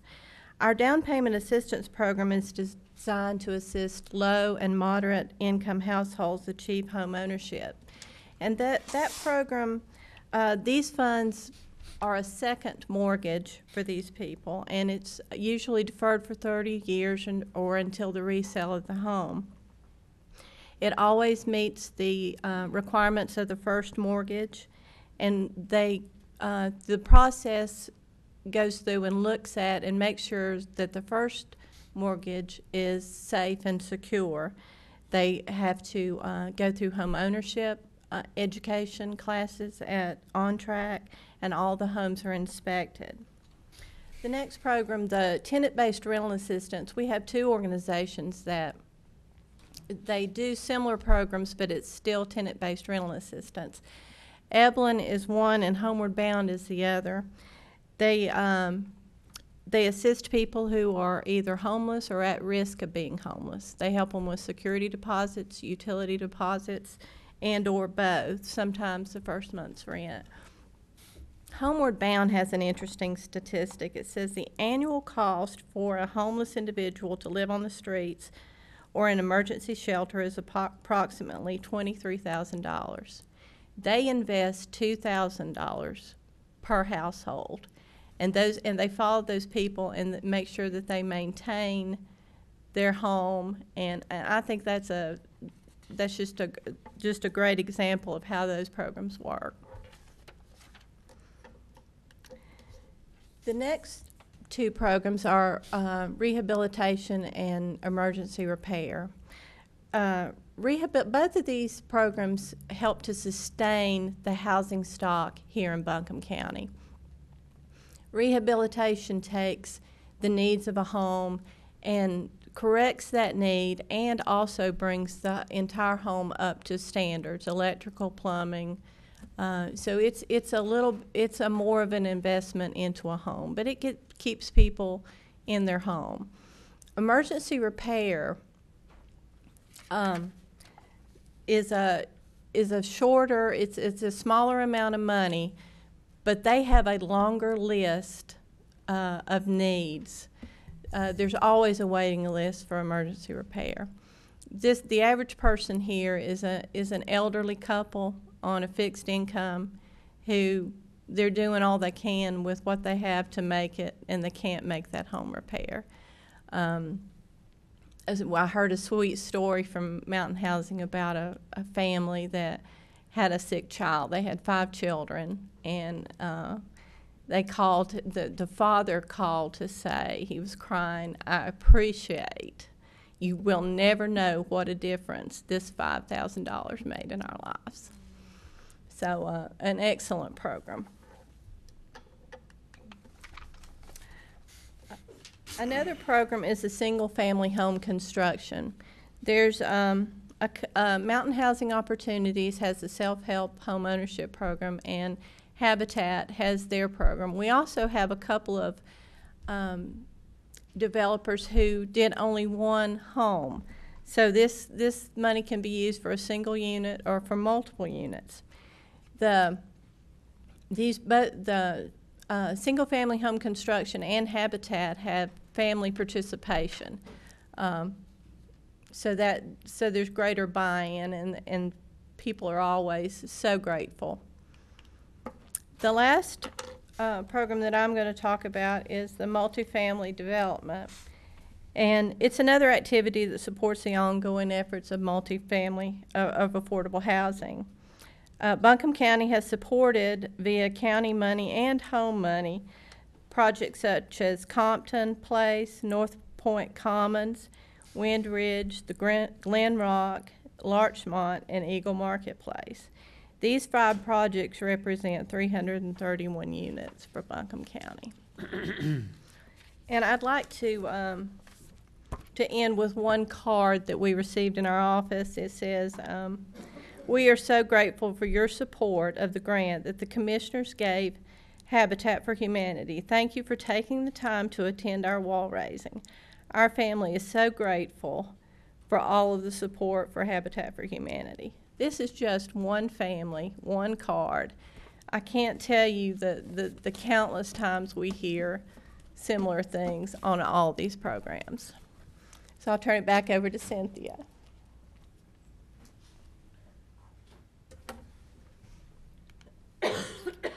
So the workforce housing, this is an example of a cottage-style home that Matt King at Birdcliff subdivision has built, and he's probably sold half of the 40. So each of them are a little bit less than 1,500 square feet, and people can choose either a 2 or 3 bedroom style. The fronts are different. They're energy efficient, and people's income has to be below 140% of median income.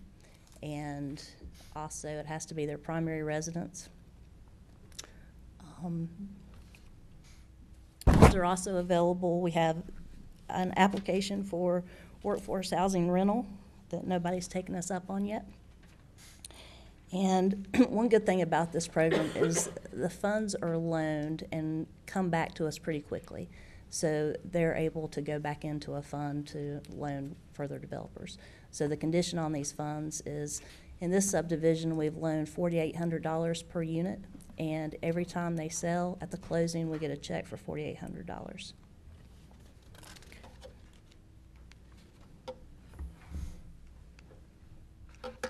And the last slide shows the leveraging. And this is over the past 13 years. Over the past 13 years, we as a county have committed $5.6 million in county funds to support affordable housing programs. And this funding has been combined with other public and private funding sources, including other grants, totaling $112 million. For every $1 of county funds put into affordable housing, $20 was leveraged from other sources.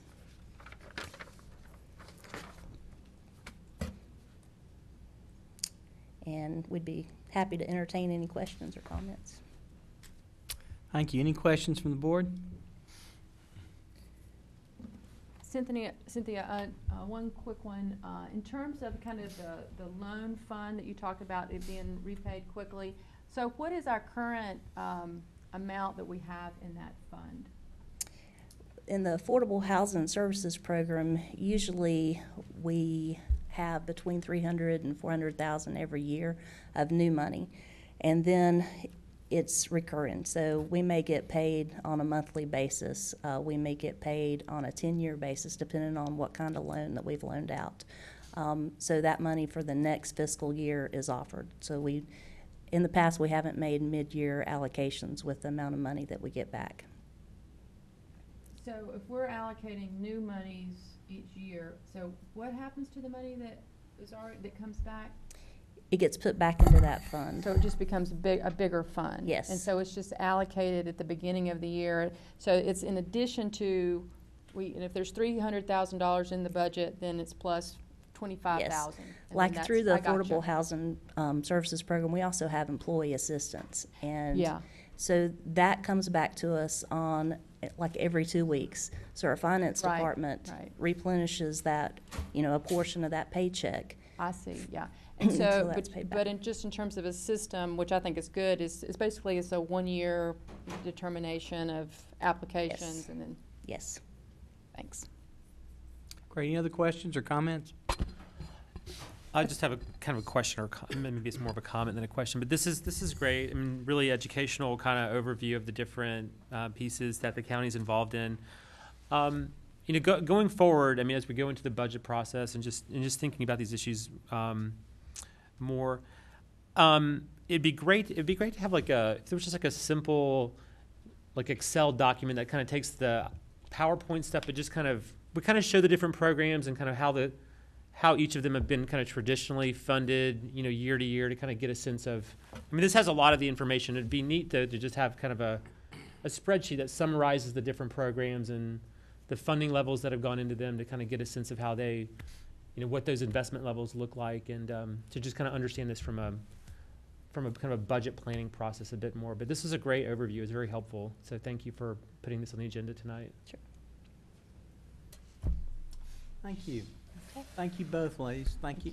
Thank you for the providers. We couldn't do it. Buncombe County kind of chooses to partner, for the most part, with people that are already doing it, and we have such good partners, Eblin, Mountain Housing, all the different groups that Habitat. We're just really fortunate in this area, in this community, to have you here, and thank you for all you do all year. Okay, next up we have the conservation easement presentation. I see a lot of board members, Chairman Sneed, Albert Sneed, John, Nancy, Karen. See a lot of folks here that have made this happen. So come on up, Albert, and tell us about your programs and all the things you've been doing for the community. Well, thank you, Mr. Chairman, members of the commission. You basically got two programs that sort of overlap. I'm going to talk about the land conservation program, and John Agers is going to talk about the farmland program. And just to get on the same page, I want to make sure everybody understands what a conservation easement is. Let's see if we can get this up. What do I need to make it happen? Okay, there it is. So first of all, it's entirely voluntary. If the property owner decides to do it, it's all that property owner's business. It's entirely voluntary, and it's structured the way the property owner wants it structured. It limits development. It can limit development on part of the property, not part of the property, but it limits development. It's a permanent protection for the property, and it's recorded in the form of an easement that's recorded in the Register of Deeds. It does not change the ownership of the property, and it can be tailored to each unique property. It may lower estate taxes. It may lower income taxes. It does not require public access. You can let public be a part of. If you want to, it's your property. If you don't, you just say no. There's not going to be any public access.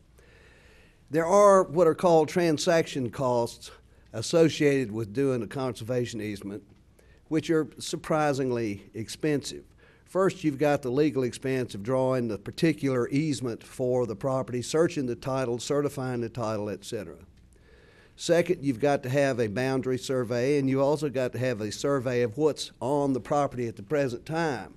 You know, if there's a barn that's going to be allowed to be there, it needs to be, excuse me, it needs to be established on the property. If there are particular wildlife or plants and ecological sites on the property, that has to be identified, and has to be identified in such a way that some inspector from the grantee of the easement shows up 300 years from now, has a piece of paper to pull out and say, well, you know, wait a minute, this easement said that barn was supposed to be right there and you weren't going to be messing with this wetland, and they've got to have those documents to protect the easement on down the road for hundreds of years. So it's expensive to put together the easement. And then, of course, there's the appraisal, and the appraisal is expensive. So frequently you could say, you could see a 100-acre conservation easement, and you could see $30,000 or $40,000 worth of transaction costs just to put it together. So if I refer to transaction costs, that's what we're talking about. Excuse me. So when an easement is put on a piece of property, let's say you had 100 acres, and with all the rights attendant to that property, the value's $10,000 an acre. So without any restrictions on the property, you'd have a piece of property that had a fair market value of $1 million. Now, if you put an easement on there that says you can't build anything else on it, you can't, you can only cut trees in this place, you can't develop it in any way, you can easily see that that property might have a value after of $3,000 an acre. So before you put the easement on, it's worth $1 million. After you put the easement on, it's worth $300,000, and the value of the easement is $700,000.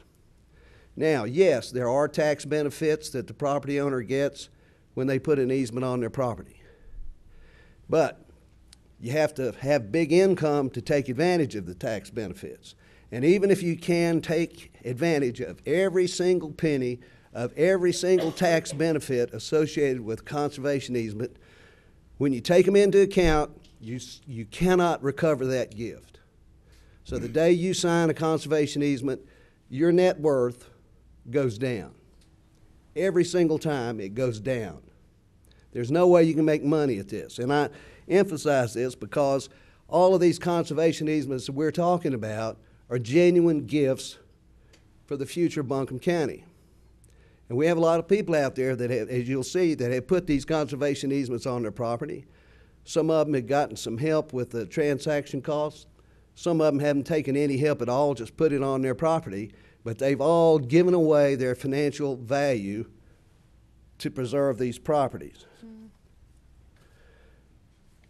Now, the county has an agricultural advisory board, which I don't understand, and Mr. Ager's going to come tell you about that. But it does now overlap with what we're doing because they are putting some conservation easements on farmland. Your program started out in 1999 in the Buncombe County Land Use Plan, which said that the county would promote land conservation easements. After the vote on zoning and 2 years of meetings between people who were for zoning and people like me who were not for zoning, and ground rules that said anything you don't agree on comes off the blackboard, when we got to the end of those 2 years of meetings, one of the three things on the blackboard was the county should promote land conservation easements. And so we came down and asked the county to support this program. And we did a survey to see what was out in the county in terms of what was protected. And we recommended to the county a plan of what the county should support. The county adopted a plan that it would support conservation easements, principally large parcels. The county was not going to get involved in 6, 10, small acre parcels. They would have to be large parcels. They would be on the mountaintops and the mountainsides of the major mountain ranges in Buncombe County. They would be parcels near waterways, wetlands and riparian zones. They would support farmland, and they would support these conservation easements adjacent to already protected lands. So, for example, if you have a large tract of land next to the Forest Service or the Parkway, that would fall into the areas which the county said it would support.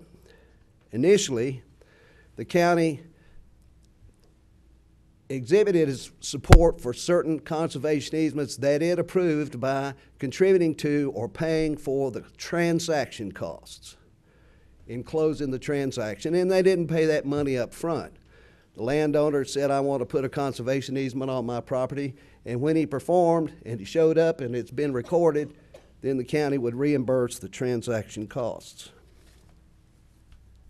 So over the last 9 years, the county has actually been involved in 19 conservation easements totaling 3,911 acres. The county funds that have gone into these 19 easements is $5,726,000. This has leveraged contributions from the private sector of $4,172,000, state and local grants of $903,000, and the value of conservation easements given up by the property owners of $19 million. So the county involvement in these financially has been relatively small compared to the value of what's been going on. Let me show you where we were in 2004. This is a hard chart to read, but you can see up there in the left corner, up around Sandy Mush, there were 3 or 4 conservation easements in 2004. And up around Barnesville, you can see that there were 3. And out in Fairview, you can see there were 2 or 3. The rest of the property shown on there was watersheds in the national park. And the total land protected in Buncombe County, including the Parkway, back in 2004 was approximately 57,000 acres out of the total 420,000 in the county. So here are some examples of the conservation easements that the county's participated in the last few years. That's out there in Fairview, Hickory Nut Gap. And here's where you get into the overlap. There's been conservation easements on the bottomlands for farmland and on the mountainsides and mountaintops for conservation easements. There's a little lap over on that. Here's the one we did that was done last year. It's several thousand acres. It's the top of Little Pisgah Mountain. And there was a very little amount of county money involved in that one, and that was a very valuable conservation easement. So in 2012, what we've seen in 2012 are 8 recorded easements totaling 359 acres. They're smaller this year. They're not as big as they were last year. There were 2 projects completed without any county funds whatsoever. The county funds were $228,000 in 6 projects, which resulted in leverage funds of $1,524,000, $42,000 in private money, $426,000 in state and federal grants, and owner donations of $1,056,000. So what we've seen over the last 8 or 9 years, Buncombe County's gone from 57,023 acres that are protected to 72,000 acres that are protected. So over the period of the last 8 years, you've seen an increase in protected lands in Buncombe County of over 15,000 acres. Now remember that slide that said the county was directly involved in 19 projects, about 3,900 acres, about 4,000. So what's happened is, and we saw this last year as well, I think there were 8 easements last year, and the county was not involved in but 2, I believe.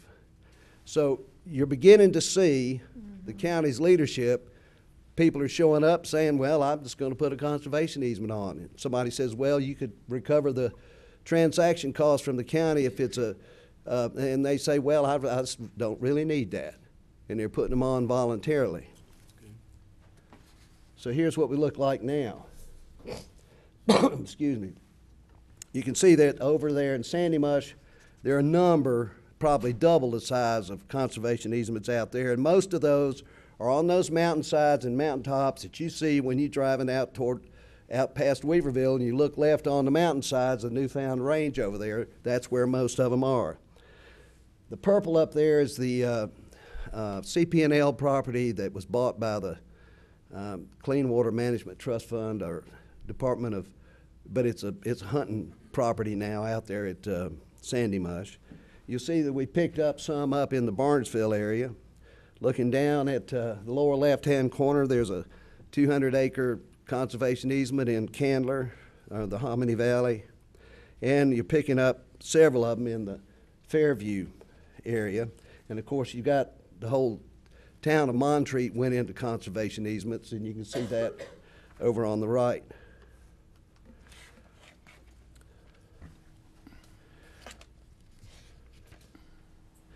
So there's been about 10,000 acres leveraged without any county money at all by other people putting conservation easements on in Buncombe County. I want to talk to you a little bit about what we think is important for the future of this program. Number one, public awareness of what the program is, what it's not, is very important. You've got your website up. People can go to the website and see about conservation easements, what the county will do and won't do. I think that's very important. The second thing that I think is very important is consider this. So somebody gives $1 million and it gets their name put on an auditorium or the Civic Center or something like that, and people recognize, well, they gave a lot of money to the community. And 150 years from now, that building will not be there. But these people who have reduced their own personal financial net worth by putting conservation easements on their property don't have their name on a sign. And so we've tried to go out every year and thank them. And we'll thank them every year. And we've put together, the Conservation Board has put together all private money, a thank you dinner sometime in June, I believe it's going to be. We invite all of them. We thank them. They like to keep coming. We like to keep thanking them.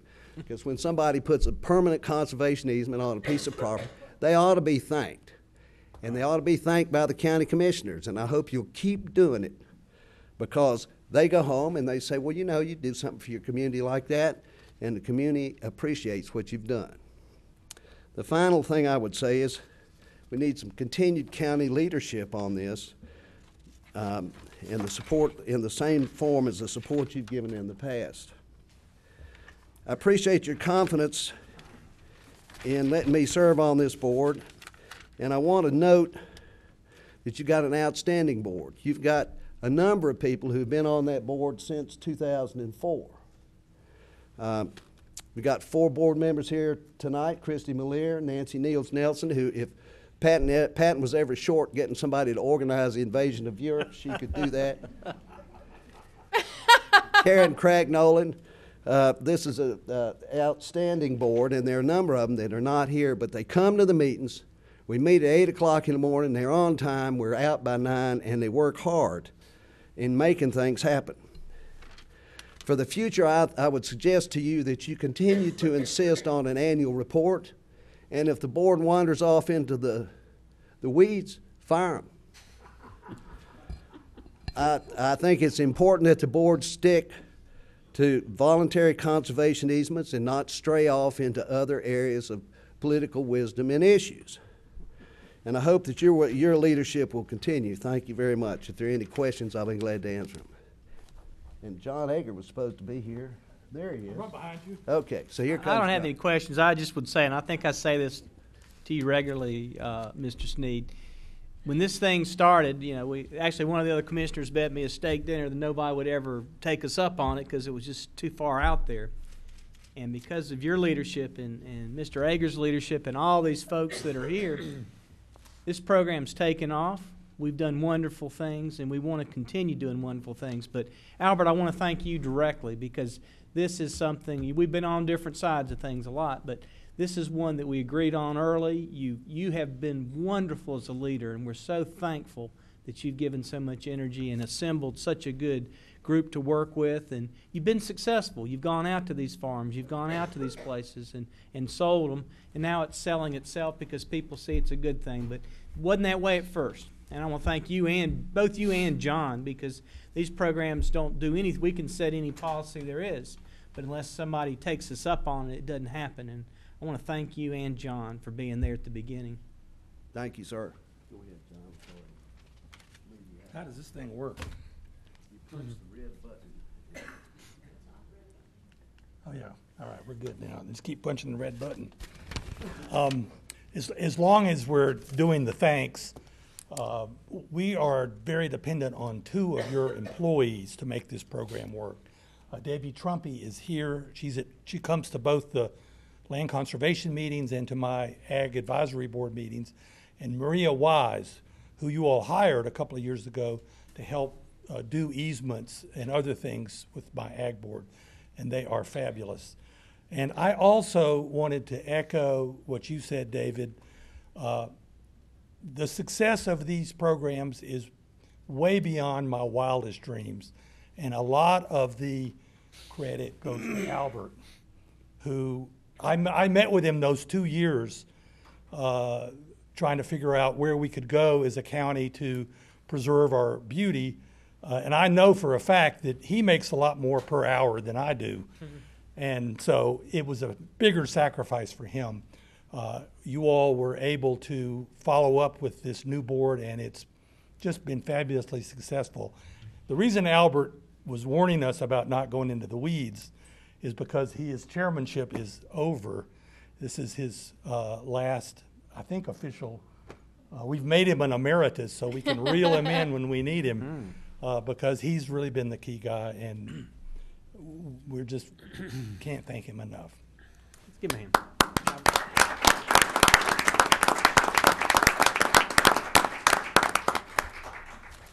We're there on time at 8 o'clock because Albert was the chair. Tell you that. Okay.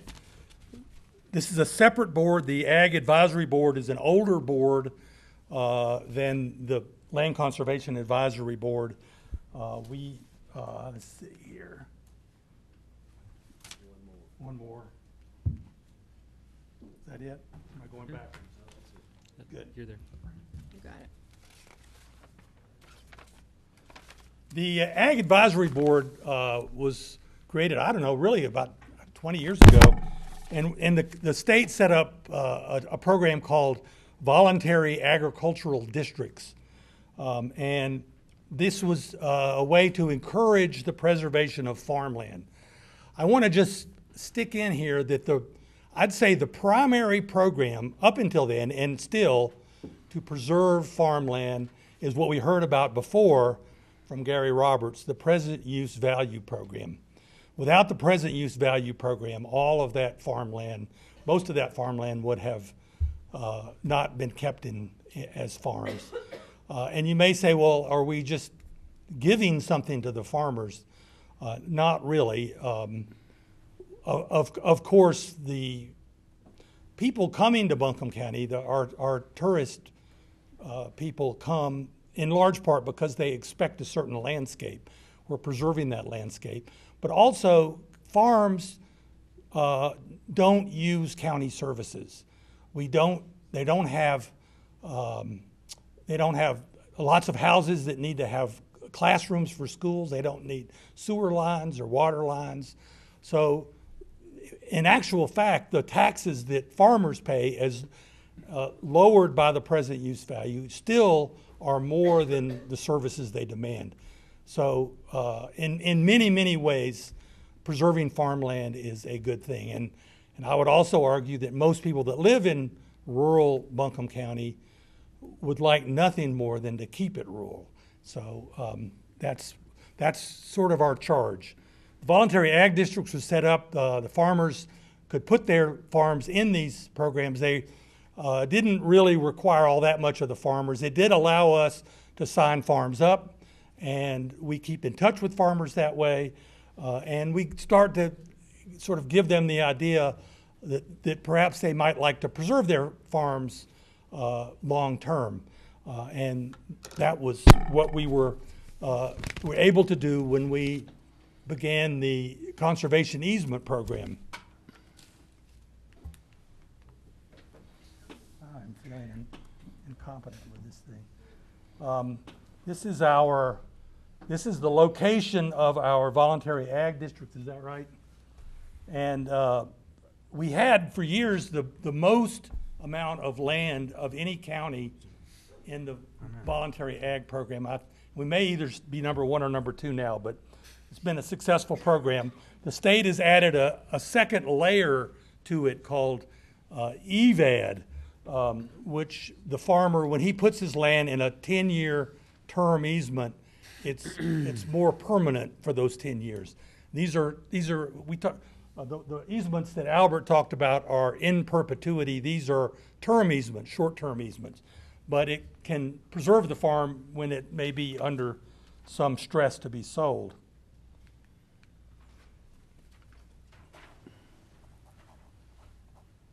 Here is our pie chart. And I do remember when we first got our first amount of money, and the stake bet with David Young, and he told me, he said, you guys need to get this easement done. And we actually did the first easement on the Bleecker farm on Garin Creek Road. And we only paid transactional costs, the cost Albert talked about. When the farm advisory board does an easement, now because we have Maria, we can pretty much do them ourselves, which saves the landowner some money.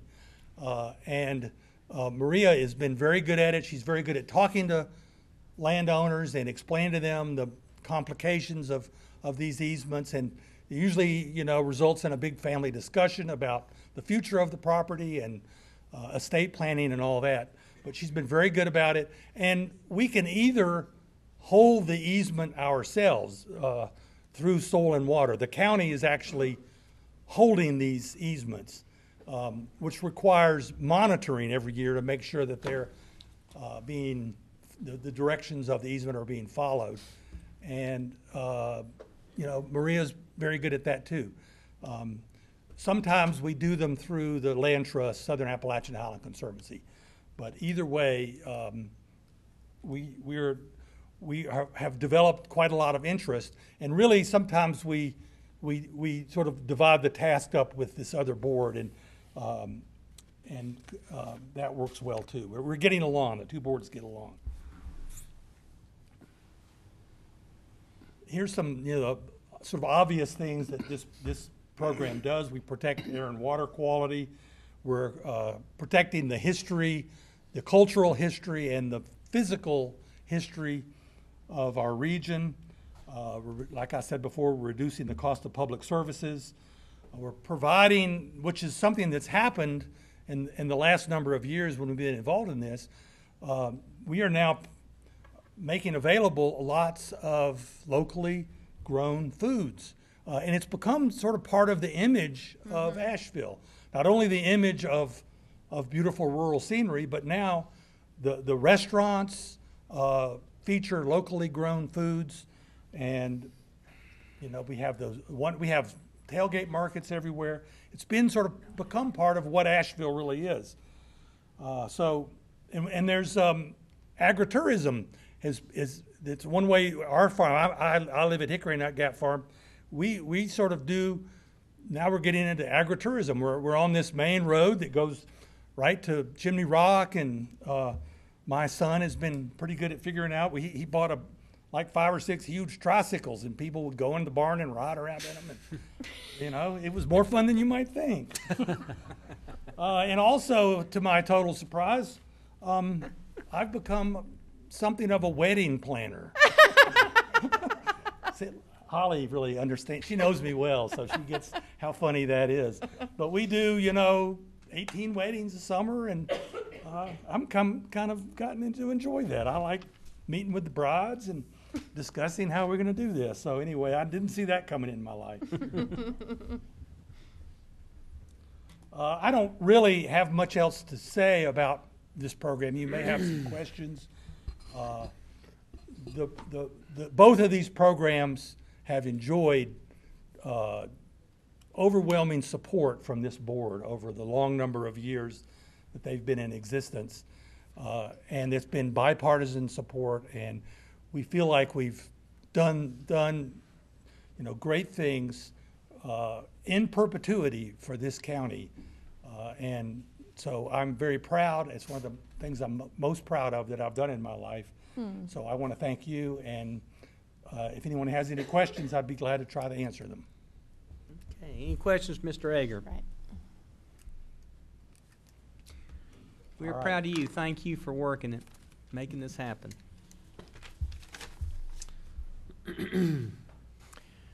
All righty, the next matter we have is a resolution clarifying the number of board members for Integrated Health and Human Services Board and appointing a Consumer Advisory member.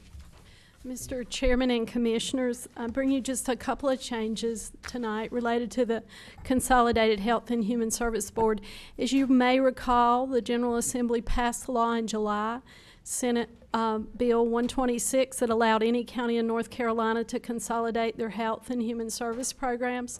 The Board of Commissioners adopted that model September 4th. We were the first county in the state to act under that, after having been in a hybrid model for about 7 years. When we came to you in September, we said that we were working with the School of Government. We continue to make adjustments to our membership. 11 of the members are required by law. Their actual specific educational background and positions, professional positions. Also requires that there be a certain number of consumer advisories on the board.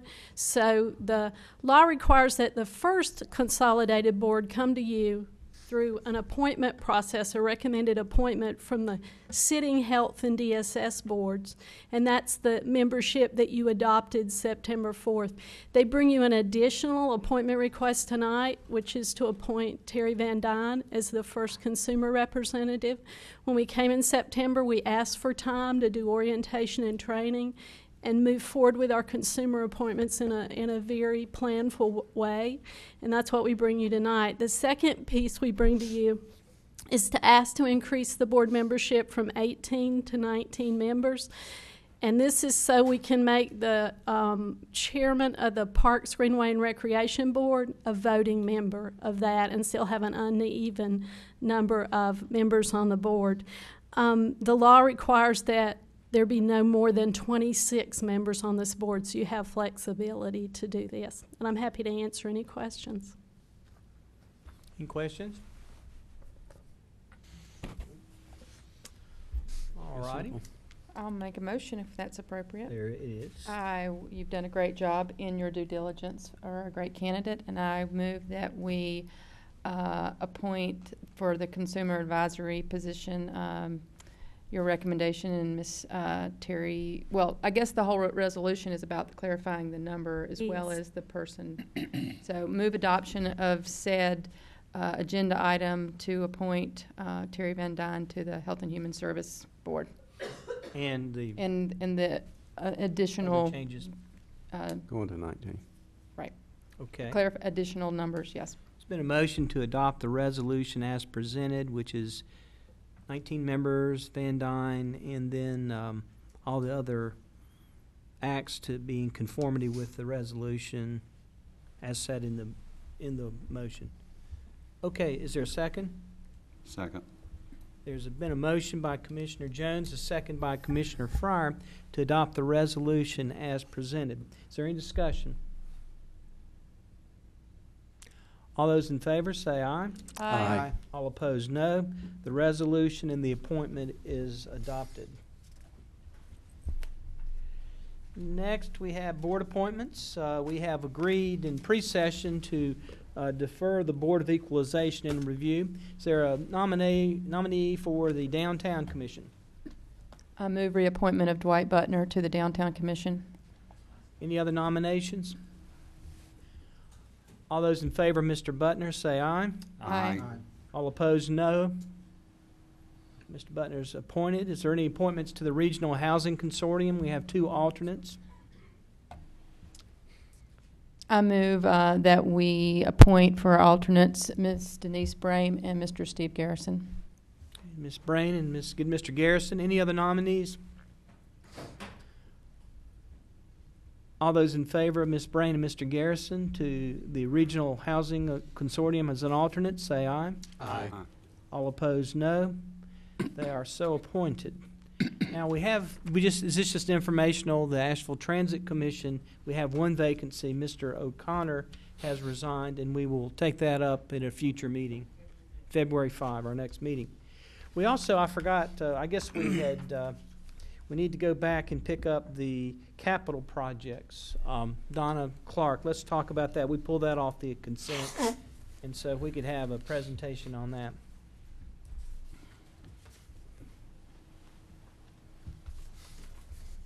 Thank you, Mr. Chairman and members of the board. Just a clarification on the budget amendment. I think it's called capital projects, and there's also some additional information on the agenda as well. While I don't know the technical aspects of this capital project, I certainly know the money aspects, and I'll try to explain that just a little further. The first part of that budget amendment is a loan from the Department of Environment and Natural Resources to run water lines to the former CTS plant site where those wells are contaminated. That is a loan, a 20-year loan, no interest, principal only. The second part of that budget amendment comes from our IT department.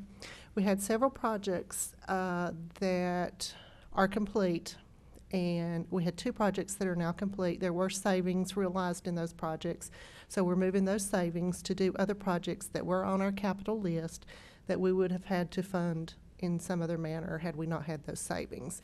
So I'd be happy to answer any questions or get you additional information. So we're getting a $4.3 million loan to run the line that an earlier board voted to run to the CTS contaminated site, around the CTS site, the homes around there. And they're not contaminated, but they are the ones that EPA continues to test. They have not popped with contamination. Right. There's a health issue lingering out there, but we're working with them. We want to work with them. This board had agreed to do that. That's 20 years. It's 20 years interest-free. And the reason we received this is because of the moving of the IT reassignment of that funds. Is that right? No, these are really, it's on one capital amendment, but it's really 2 different total projects. There's underneath it, though, there's 860 that's going from out, and then there's the same amount going in. There's 860 being moved from 2 capital projects that are complete to 2 new capital projects, which are IT projects, not the CTS project. Right. Okay. So basically, is it you just save $860, and so we're putting that into the runners up that didn't get the first thing, right? You got it. The That's next priority. Yes. And then the CTS is totally separate, and you're just going down the capital improvement list. Yes. That's correct. Good. Thank you. Okay, good questions. Any other questions or comments? Okay, all those in favor of the capital projects ordinance amend. Oh, look, I have a motion. Motion. Make a motion. Motion Accept by it. Commissioner Belcher. Second. Second by Commissioner King. Any discussion? All those in favor of the capital ordinance, capital project ordinance that we have discussed that was on the consent agenda, say aye. Aye. All opposed, no. The resolution is adopted 6-0. Thank you. Thank you. Announcements. The next regular meeting of the board will be February 5, beginning at 4:30 in the Commission Chambers, 200 College Street, room 326 in downtown Asheville. Commission meetings can be seen on BCTV Charter Cable Channel 2, ATT UVerse Channel 99, live on buncombecounty.org during the meetings, or online anytime after the meetings at buncombecounty.org. let's see, do we have any other business, Dr. Green? The only thing I have is a closed session item. Okay, and we will have a closed session. What will be the items in closed session tonight? Yeah, pursuant to 143-318-11A4, it's an economic development discussion. Just expect direction from the board, no action to be taken this evening. Okay. Okay, so we've got public comment, closed session. We won't be taking action. We'll come back in and adjourn, and then we'll have the swearing in of Ms. Frost. If we have do we have the certification? We all. Yeah. I know we've kept a judge and all you waiting. She got it in her hand. Okay. Could we? I'm just going to make a quick little suggestion. Could we have public comment and then like recess, do the swearing in, and then we can go into closed session so they wouldn't have to. Yeah. Is that okay? Yes. By consensus. Yep. Okay. Yes. Good. Thank you. Good call. Okay. So let's go ahead. The official business of the county is concluded. We'll now hold public comment. The time limit for any comment is 3 minutes. If your time expires, you can leave any questions along with your name, address, and phone number or email with the county manager. Board members are not expected to comment on any matters during public comment. Comments should be limited to subjects that are within the jurisdiction of this commission or pertain to matters upon which we may act. Any individual speaking during public comment shall address the entire board. Any polling or direct questions to board members is inappropriate. Persons addressing the board are expected to observe the decorum of the chamber and to be respectful of everyone in the room. Any person who willfully interrupts, disturbs, or disrupts the session will be asked to leave the meeting, and the commission deserves the right to deny public access or public address on any subject previously presented to this commission. Okay, any public comment tonight? Mr. Rice? I'll recognize Mr. Rice first. I'm sorry, I didn't see you. I'll do you next, ma'am. Okay, if you want to do that, that's fine. Yes, ma'am. Go right. If you'll give your name and address and where you live. Thank you for the opportunity to speak. Thank you. My name is Angela McCoy. I'm from Denver, Colorado. I'm here representing my 83-year-old father who has been a constituent in Buncombe County for 50 years and is a lifetime resident of Asheville. I'd like to ask the commissioners to take a minute to picture your own father. How might your father feel if county officials with the swipe of a pen were able to take away what your father worked for all of his life? Because that is exactly what's happening to my father, despite the fact that he has paid his taxes. I traveled from Denver and spoke to commissioners in October of last year to air the complaint that my father's property rights have been ignored, and I was graciously acknowledged by the commissioners and offered a conversation, but I was not contacted, despite the fact that I resent my contact information. So my father, as a primary lien holder on property in Buncombe County, continues to have his rights absolutely ignored. You may remember the breached retention pond and the state of emergency in July of last year. I've learned there's a statute that allows the county to take property away from the owner in situations like that by putting a tax on it. So when your tax bill is suddenly $300,000 and you can't pay it, the county gets the property. But what isn't in the statute is for the county to also be able to take the neighboring property where there was no threat to public safety. And that's my father's property. The county is claiming that both properties are part of Serenity Forest in order to take them both, and that's not the case. What is ironic is really this, all the documentation that shows that the county as well as Diener were aware of the retention pond for 6 years, so the state of emergency was completely avoidable. The agencies allowed the developer to destroy 2 pieces of property, and in the end, the county stands to benefit from not enforcing permitting regulations because ultimately they can own the property. I'm not sure that's what the statute intends, but that's what's happening. What I'm asking for is that my father not die knowing that he's been robbed of what he spent his life working to earn. I don't need to inherit this property, but what I need is for my father not to have this late life injustice of being robbed by the county of his property. And I imagine that you wouldn't want that for your father either. I'm asking that someone look at this issue with some level of consideration for my father's property rights and set this judgment aside. Thank you, Ms. McCoy. we have consulted about that. We will continue to consult. And I don't know, I think a direct conversation with Ms. McCoy would be appropriate.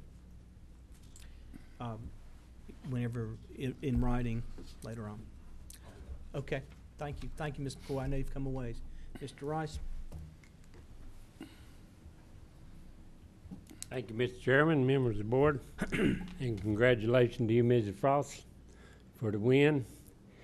And look forward to get to talk to all of you, to educate you. Do you know what I'm saying? I've been here before Bill Stanley came, so you better listen to the old white-haired man. I would like to bring something to your attention. We know that we have the largest family care homes in the state, and the Department of Justice ruled on housing regarding the mentally ill, and we are due some money. And what I'd like to ask the commission to do is see if we can get some confirmation on just what the dollar amount is, because I think it's going to be significant in declining the homeless population and helping a lot of the folks from the adult care home get into housing. And I'd like to see that this be a priority and not put on the back burner. Thank you very much. Thank you, Mr. Rice. Any further comment? Yes, ma'am.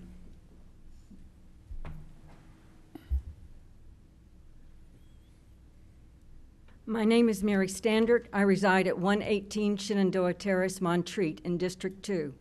I would like to request that the Buncombe County Land Use Plan be updated to include renewable energy generating facilities.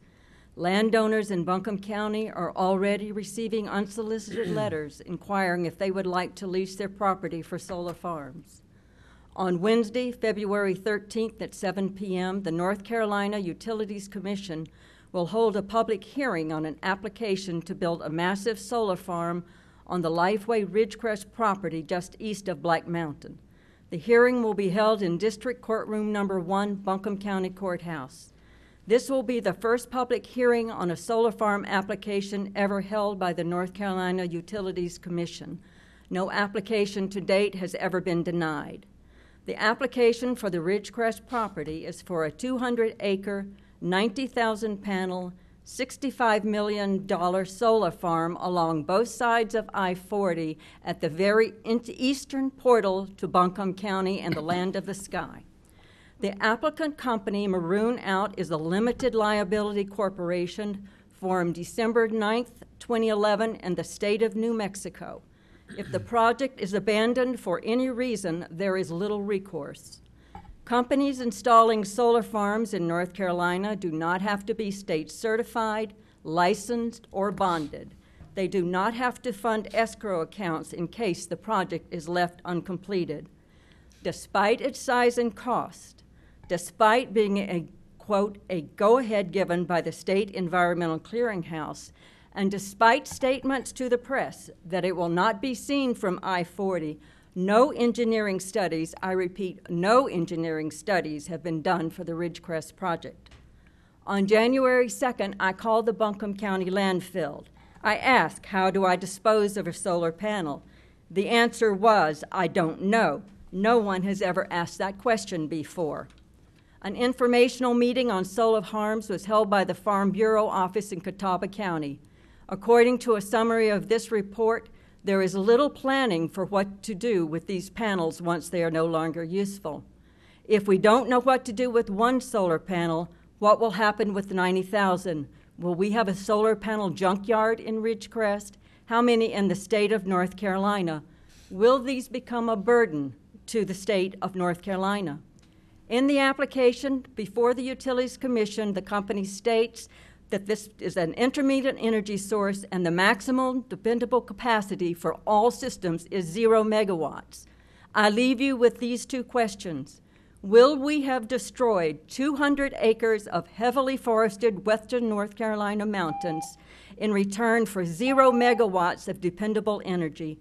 And will solar farms one day become a tax burden to the citizens of Buncombe County and North Carolina? Thank you. Thank you, Ms. Sanders. Okay, any other public comment? Yes, ma'am.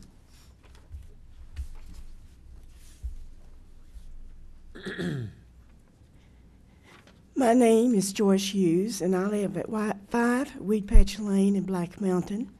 And I also want to comment on the solar panels at Ridgecrest. And I'm pleading for the preservation of this 200 acres of forest land. This particular forest land is in wellhead protection. The state environmental officials have noted no major concerns. I have concerns about so much cleared land with the great quantity of sunlight and what it could do to the water table, as well as my well and other people's wells. Forest land gets smaller every day. Due to the shrinkage, the wildlife habitats are permanently lost. Western North Carolina is expecting a bear birth explosion this spring. When bears get hungry, they head out to the nearest communities to hunt food. Bears love bear feeders that are intended for the birds that have lost their natural habitat as well. Bears destroy bear feeders, garbage cans, and property. Bears are just hungry, and the bears don't know that they're destructive and it isn't intentional on their part. The proposal for using forest land for solar panel farming is intentional and can be prevented.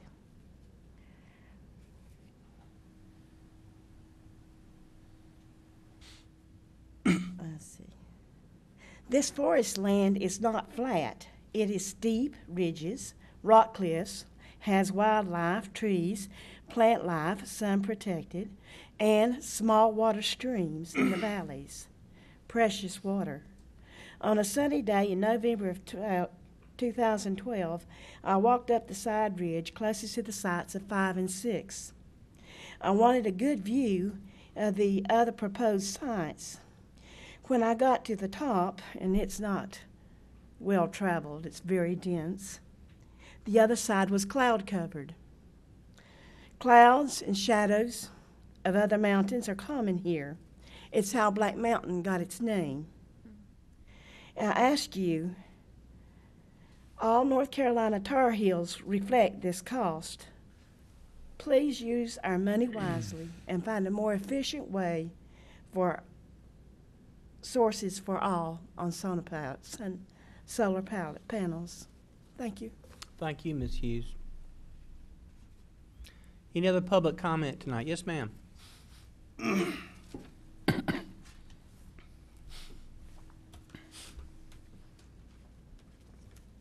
Thank you. My name is Neely Dawson. I live at 190 Dix Creek Road number 2 in Leicester. And I'm here on behalf of my family, myself, my friends, and my daughter, and a local open and pollinated seed company, So True Seed, here in Asheville. I would not describe myself as an activist, but I'm simply a mother concerned about what will happen to my daughter, our community, family, and friends if GMOs continue to be allowed to contaminate our food supply. A genetically modified organism, or GMO, is created by forcing the DNA from one species into another. This is not traditional breeding. This does not happen in nature. Corn, for example, is injected with a series of bacteria, E. coli, viruses, and antibacterial genetic markers that makes the corn plant resistant to herbicide or forces the corn to express a toxic pesticide. GMOs have been in our food supply since the mid-1990s, but unless one did some research on their own, you would not even know they exist. Why? Because they're not labeled. There are 40 countries in the world that label GMOs, including the incredibly progressive nations of Russia, China, and Japan, including the entire European Union. Citizens in these nations have the right to know what they are eating, and we in the United States do as well. We know about food coloring, trans fats, aspartame, gluten, sugar, salt, calories, MSG, but we did not know that 80% of our processed food, including infant formula, contains genetically modified ingredients. We are only told that they are safe and that there is no need for testing.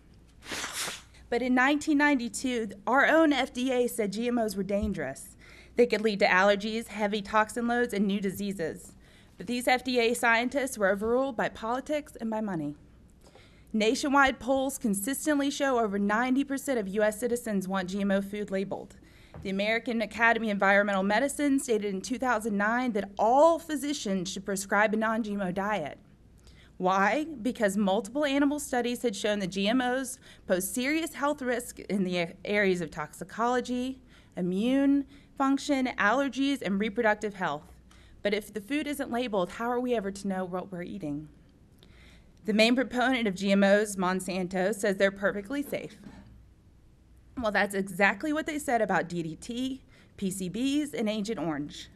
In fact, in 2,4-D, and a main ingredient in Agent Orange, is being genetically engineered into corn. How is this possibly safe? There is a 30-state coalition united to seek labeling of GMO foods across the United States. Here in Western North Carolina, we have currently gathered over 3,000 signatures and are continuing to gathering support locally in support of labeling and banning GMO crops in our beloved mountains. Your constituents are concerned, and you should be too. We're on the precipice of losing our agricultural heritage and food safety to big biotech companies, and we can't let that happen. I ask for you to consider a resolution to support GMO labeling in North Carolina. If you'll leave the information with our clerk, we would like to see that. Thank you. Thank you, Ms. Dawson. Any other public comment tonight? Okay, if not, is there a motion to adjourn to have a ceremony? Move that we adjourn. recess right now. Move to recess. Move to recess, okay. Okay, move the recess. Okay, we'll be all in favor of the motion. What's the second from Mr. King? Motion for recess, is there a second? Second. Second, Commissioner Jones. Is any discussion? All those in favor of going into recess so we can have another commissioner sworn in, say aye. Aye. Aye. All opposed, no. We are in recess. I gotta go bathroom. Judge.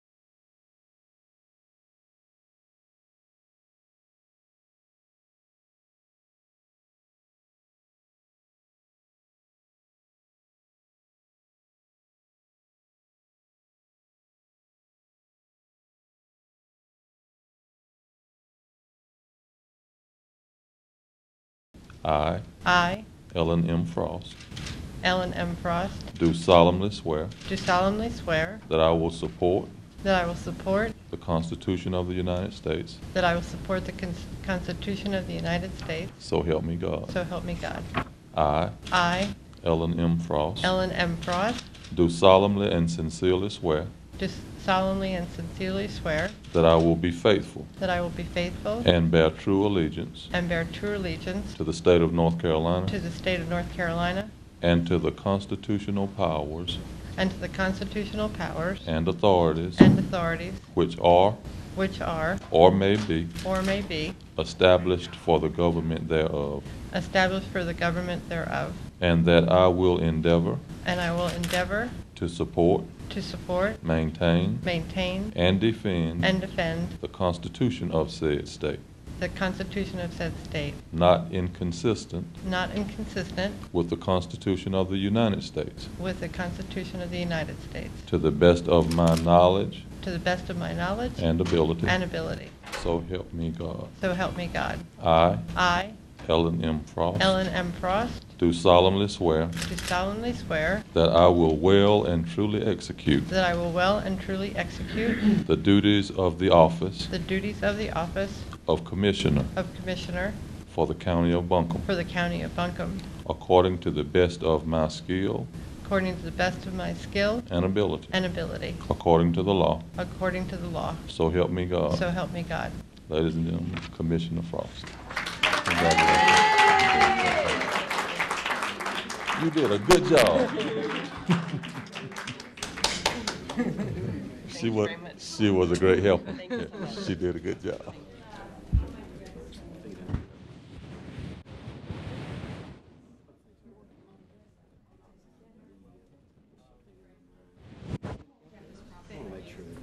We've got to sign this.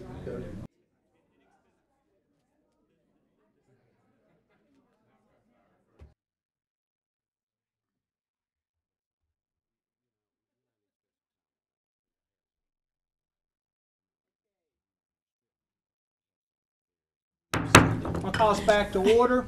Is there a motion to go into close? Let's see. We don't need to have a. We're in recess. I just call us back to order. I have the authority to do that without a motion. So we're back in business. We're more than back in business because we have 7 commissioners. Is there a motion to go into closed session? Go into closed session. Motion by Commissioner King, second by Commissioner Belcher. Is there any discussion? All those in favor say aye. Aye. All opposed, no. And we do not expect any action afterwards, so we want to announce that. Thank you.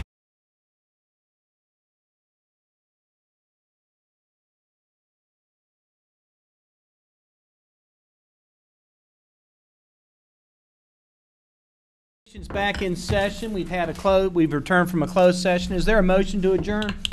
So moved. Is there a second? Second. All those, Commissioner Jones, a second, Commissioner Fryer, all in favor, say aye. Aye. We're adjourned.